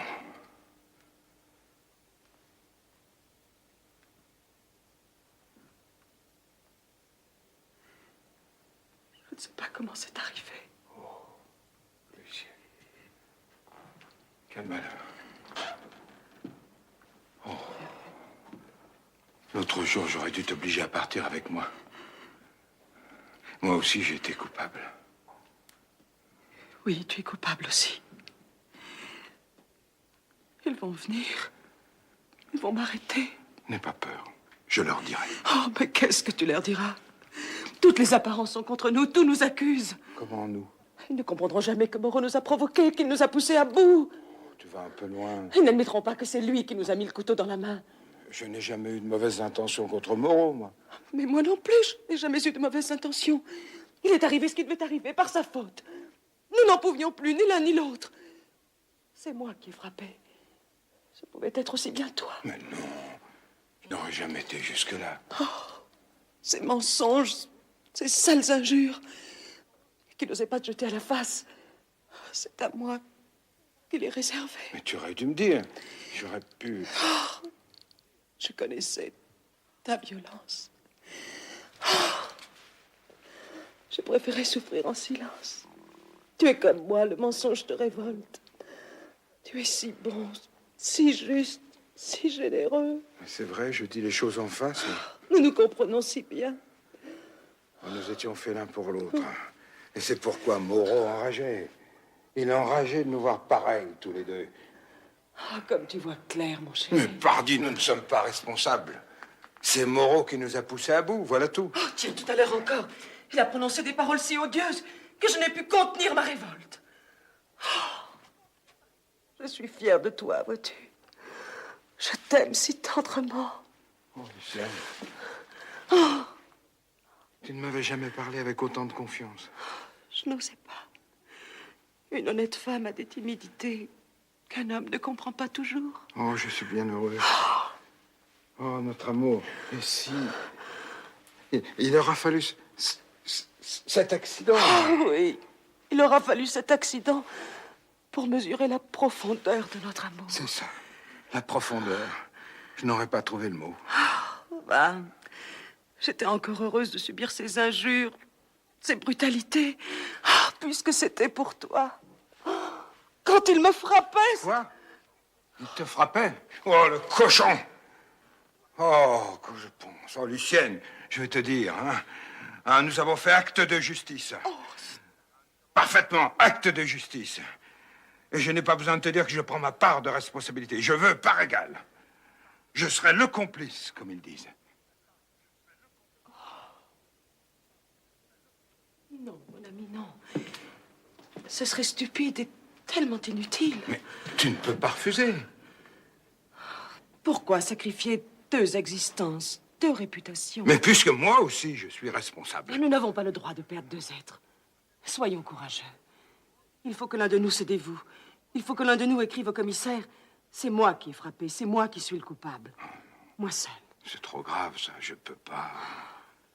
Comprends-tu, mon chéri, pourquoi je n'accepte pas ton dévouement? Tu n'es pas assez fort. Non, tu ne vois pas les conséquences. Laisse-moi ma part. C'est moi qui me sacrifierai, cela vaudra mieux. Tu essaieras de refaire ta vie, et moi, dans ma prison, je penserai aux belles journées d'autrefois, à nos matins. Oh! Oh non, Lucienne. Oh non. Oh non, ça, je ne peux pas accepter. Oh non. Puisqu'il ne peut y avoir qu'un seul coupable, ce sera moi. Tant pis. Pour moi, les juges. Pour moi, la prison. Pour moi. Non, je ne veux pas. J'aurai trop de chagrin. Après tout ce que j'ai déjà souffert. Allez. C'est dit. C'est dit. Qu'est-ce que tu fais? J'écris au commissaire de police pour me dénoncer. Non, réfléchis. À quelle heure est-ce que Moreau... Mais 4h moins 10. Tu diras que je venais de monter chez nous. N'oublie pas non plus de dire qu'il t'avait provoqué, menacé. Oui, oui. Oh. Ce pauvre Moreau, tout de même. Tu n'auras pas la force de supporter une pareille épreuve. Laisse-moi faire. Les femmes sont souvent plus courageuses que les hommes. Peut-être parce que leur amour est plus sincère, plus désintéressé.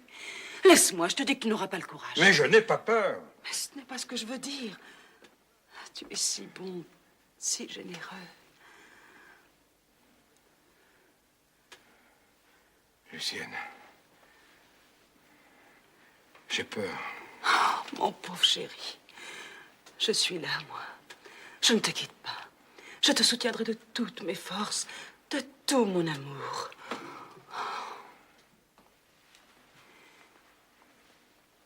Veux-tu que je te dicte la lettre? Oui. Oui, dicte-moi. Moi, je ne pourrais pas. Écris. Monsieur le commissaire.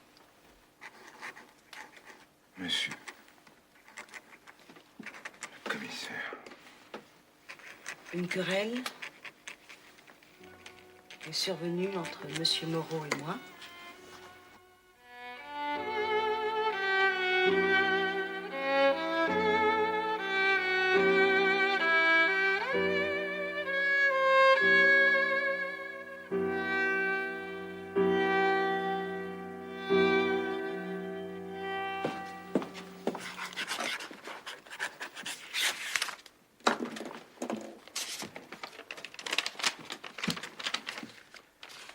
les mettre moi-même dans la boîte du commissariat.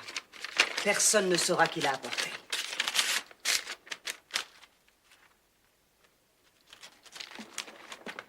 Reviens vite, Lucienne. Ne me laisse pas seul avec le mort.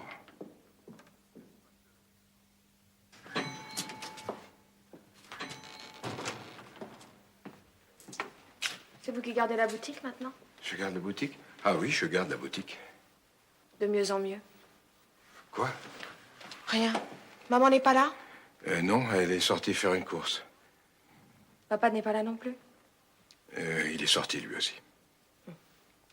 Tant pis. C'est peut-être mieux comme ça. Je m'en vais. Je m'en vais, monsieur Duxin. Bon. Vous faites une drôle de tête.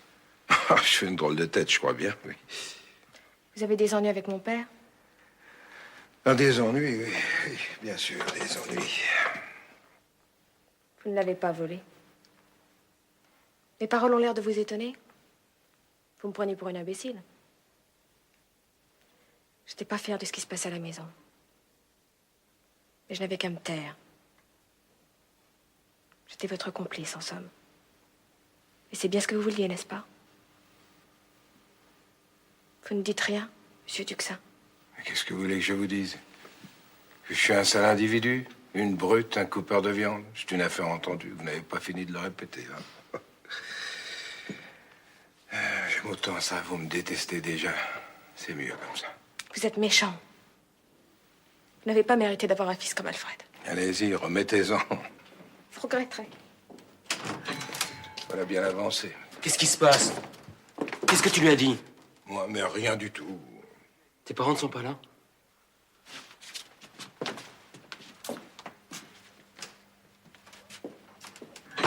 Qu'est-ce que tu lui as dit?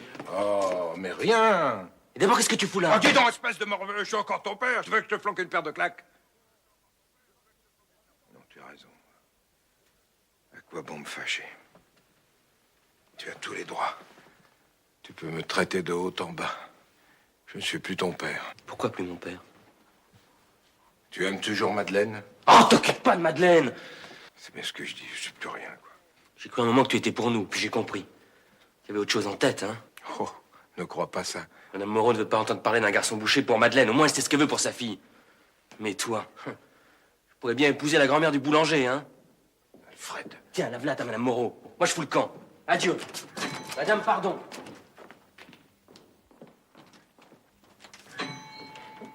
Tu l'as mis au courant? Non, merci. Il aurait peut-être mieux valu l'avertir. Ah, il le saura toujours bien assez tôt.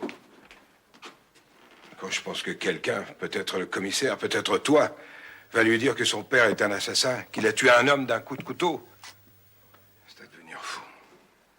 Vois-tu, c'est encore toi qui as la meilleure part. Songe à ce que la vie va devenir pour moi. Si au moins j'avais l'assurance de revenir, même dans 3 ans, Lucienne. Même dans 5. Ah oui, même dans 10, même dans 20. Tout à l'heure, tu me parlais si tendrement. Embrasse pas ici, voyons. Quelqu'un peut nous voir. Tu m'as dit des paroles si confiantes. Et puis tout de même, à côté du cadavre, ce serait indécent. Tu devrais comprendre. Mais tout à l'heure, pourtant. D'ailleurs, nous n'avons pas une minute à perdre. Le commissaire va arriver, nous devons être prêts. Il faut pouvoir énoncer sans erreur les circonstances de ton crime. Oh, mon crime. Tu dirais notre crime. Oh, c'est bien le moment d'être Ne susceptible. t'énerve pas. Donc, tu es venu ici à 4h moins 10 parler de réparation à mon mari. À ce moment-là, je suis sortie par l'arrière-boutique pour monter chez nous et tu en as profité pour... Oh, j'en ai profité. Tu as bientôt fait d'arranger les choses. Tu diras bien que ce n'était pas la première querelle. D'ailleurs, je serai là. Oui, toi, au moins, tu ne perds pas la tête. Moreau a été violent. Il t'a menacé. Tu as pris un couteau dans un écrin, tu l'as frappé dans l'arrière-boutique et tu es rentré à la boucherie. Tu vois, ce n'est pas compliqué. Ah non, c'est pas compliqué. Ça va tout seul. Ensuite, tu es revenu rôder sur le lieu du crime et c'est là que je t'ai retrouvé en rentrant. Ce qui me rassure un peu tout de même, c'est qu'aux assises, le crime passionnel, c'est plutôt bien vu. Comment, le crime passionnel? Mais qu'est-ce que tu veux dire avec ton crime passionnel? Ben, tu ne prétends tout de même pas faire état de nos relations intimes devant le tribunal. Bah, il me semble tout de même... Mais ce serait odieux! Tu es un galant homme. Oh, bah, un galant homme, c'est bien joli d'être un galant homme. Mais puisque nous avons convenu qu'il y aurait un seul coupable, tu ne vas pas me rendre complice aux yeux des juges, me salir devant toute la ville. Enfin, moi, je risque ma tête. Oh! Si je m'étais dénoncé, moi, la question ne se poserait pas. Je montrerais plus de fermeté. Mais je tiens à ma peau, moi. Laisse-moi au moins dire que j'étais amoureux de toi, qu'à plusieurs reprises tu m'envoyais promener, et la jalousie resterait quand même le mobile du crime. Mais non, ce serait suspect. On imaginera. Oh, tu sais combien les gens sont malveillants. Nos ennemis seraient trop heureux et saisiraient l'occasion d'un scandale et nous traîneraient dans la boue. C'est donc si salissant d'être aimé par un boucher? Oh, je resterai la cause de ton crime. Je serai la femme que 2 hommes se sont disputés. Non, ne dis rien. Au point où j'en suis. Et puisque tu y tiens, je pourrais aussi bien dire que j'ai tué Moreau par distraction, histoire de passer un moment. Tu as des plaisanteries qui ne sont guère de saison. Quand je pense à toutes les corvées, la cérémonie, les parents, les amis, les condoléances. Et notre séparation. Il me faudra choisir un avocat. Un avocat? Mais que vas-tu faire avec un avocat? Faut bien que je me porte partie civile. Je vais être obligé de te réclamer des dommages-intérêts. Et combien tu vas réclamer? Je ne sais pas. Pour les convenances, il faut prétendre à un minimum. Peut-être 200 000? Des dommages-intérêts. Ça, c'est le plus beau. Tu vas pas non plus leur réclamer ma tête. Non, je t'en prie. Tu as le beau rôle, n'en abuse pas. C'est vraiment trop facile. Tout à l'heure, quand tu accrochais tes ongles à mon cou, tu ne disais pas que c'était trop facile, hein? Et maintenant, tu trouves tout à fait normal qu'un honnête homme aille se faire condamner à ta place. Oh, si tu me le reproches déjà. 200 000. Tu n'y vas pas avec le dos de la cuillère. Oh. En tout cas, j'entends que cet argent ne sorte pas de la famille. J'ai toujours rêvé de voir Alfred épouser ta fille. Ce mariage, je veux qu'il se fasse. Madeleine ne peut pas épouser le fils du meurtrier de son père. Ah, tu veux dire qu'Alfred épouserait la fille d'une criminelle? Ne jouons pas sur les mots. Pareil mariage serait un scandale. Je m'en fous. Arrange-toi. Ce mariage, je le veux, je l'exige. Oh! Tu l'exiges? Oui, sinon, je refuse de me laisser condamner à ta place. À présent, il est trop tard. Trop tard? Tu ne peux pas revenir sur tes aveux écrits. Tu peux dire que tu as été joliment forte. Tu connaissais ton Duxin. En 5 minutes, son affaire a été réglée. Il n'y a pas une larme par terre. Lucienne, je te le demande encore une fois. Les enfants. Non, je t'ai dit non. Mais tout à l'heure, pourtant, tu me suppliais. N'insiste pas. Et si je t'envoyais rejoindre Moreau pendant que j'y suis, hein? Si je t'assassinais pour débarrasser les honnêtes gens? Avec toi, je suis tranquille. Tu es un brave homme, toi. Vache.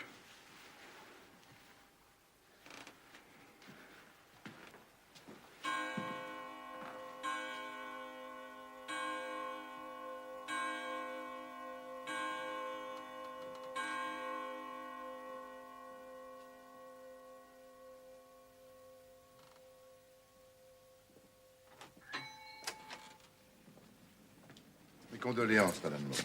Ah, monsieur le commissaire, quel malheur. Un homme si bon. Du courage, madame Moreau, du courage. J'ai encore à passer par de rudes épreuves. Alors, monsieur Dux, mais qu'est-ce qui vous arrive? Vous avez tué ce pauvre monsieur Moreau? Mon Dieu, oui. Ça ne doit pas vous étonner, hein? De la part d'un boucher, il fallait s'y attendre. Pas forcément. Qu'est-ce qui s'est passé au juste? On s'est engueulé, un coup de couteau. Il m'avait traité de coupeur de viande. Bon, c'est pas une injure bien grave. Ah, vous trouvez? Moi, ça m'a mis en colère. J'avais mon couteau à la main, mon couteau de boucher parti. Alors, l'habitude, n'est-ce pas? Je lui ai planté la lame en plein cœur. Il est là? Oui.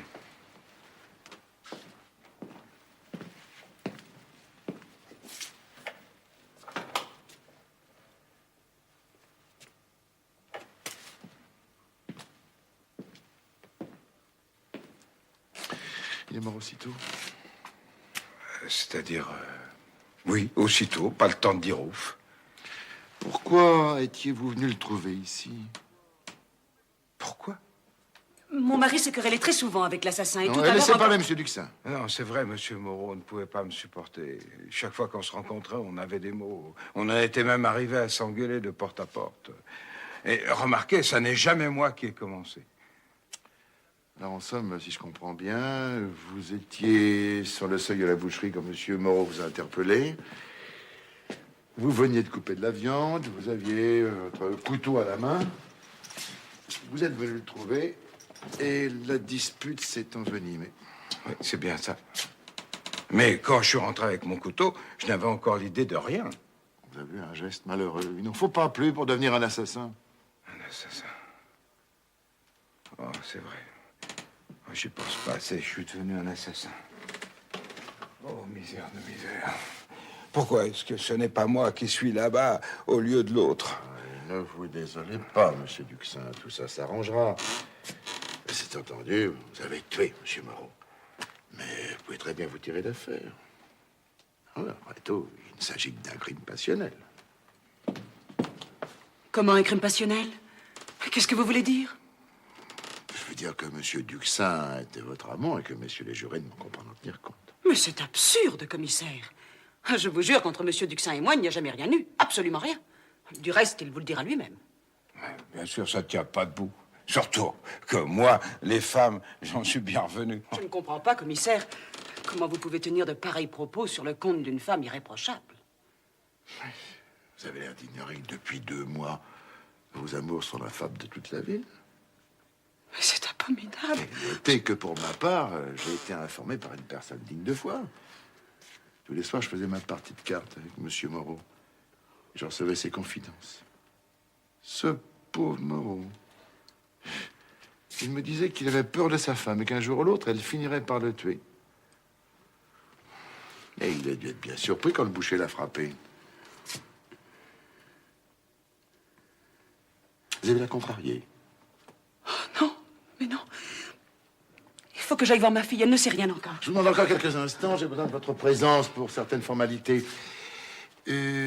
Quant à mademoiselle, votre fille, j'ai là une lettre. Je l'ai trouvée sur le comptoir de la boucherie comme elle vous était adressée.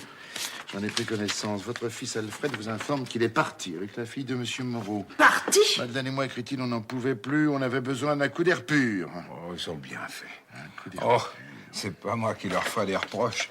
Oh. Je ne me méfiais pas assez de ce jeune voyou.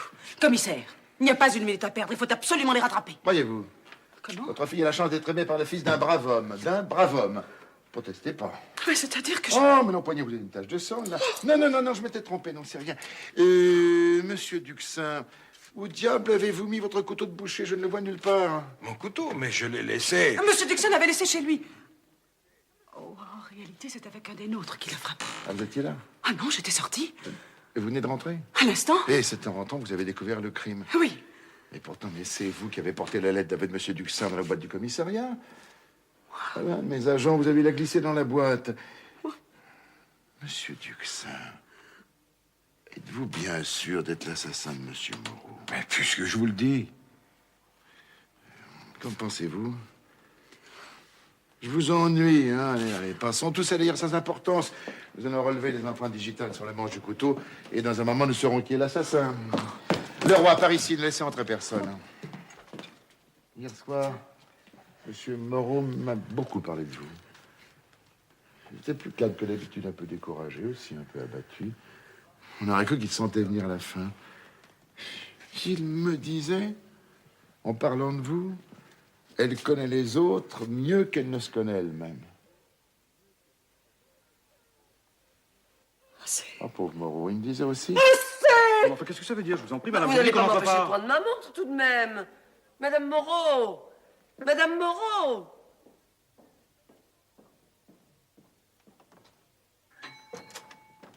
Bonjour, mademoiselle Vorbe.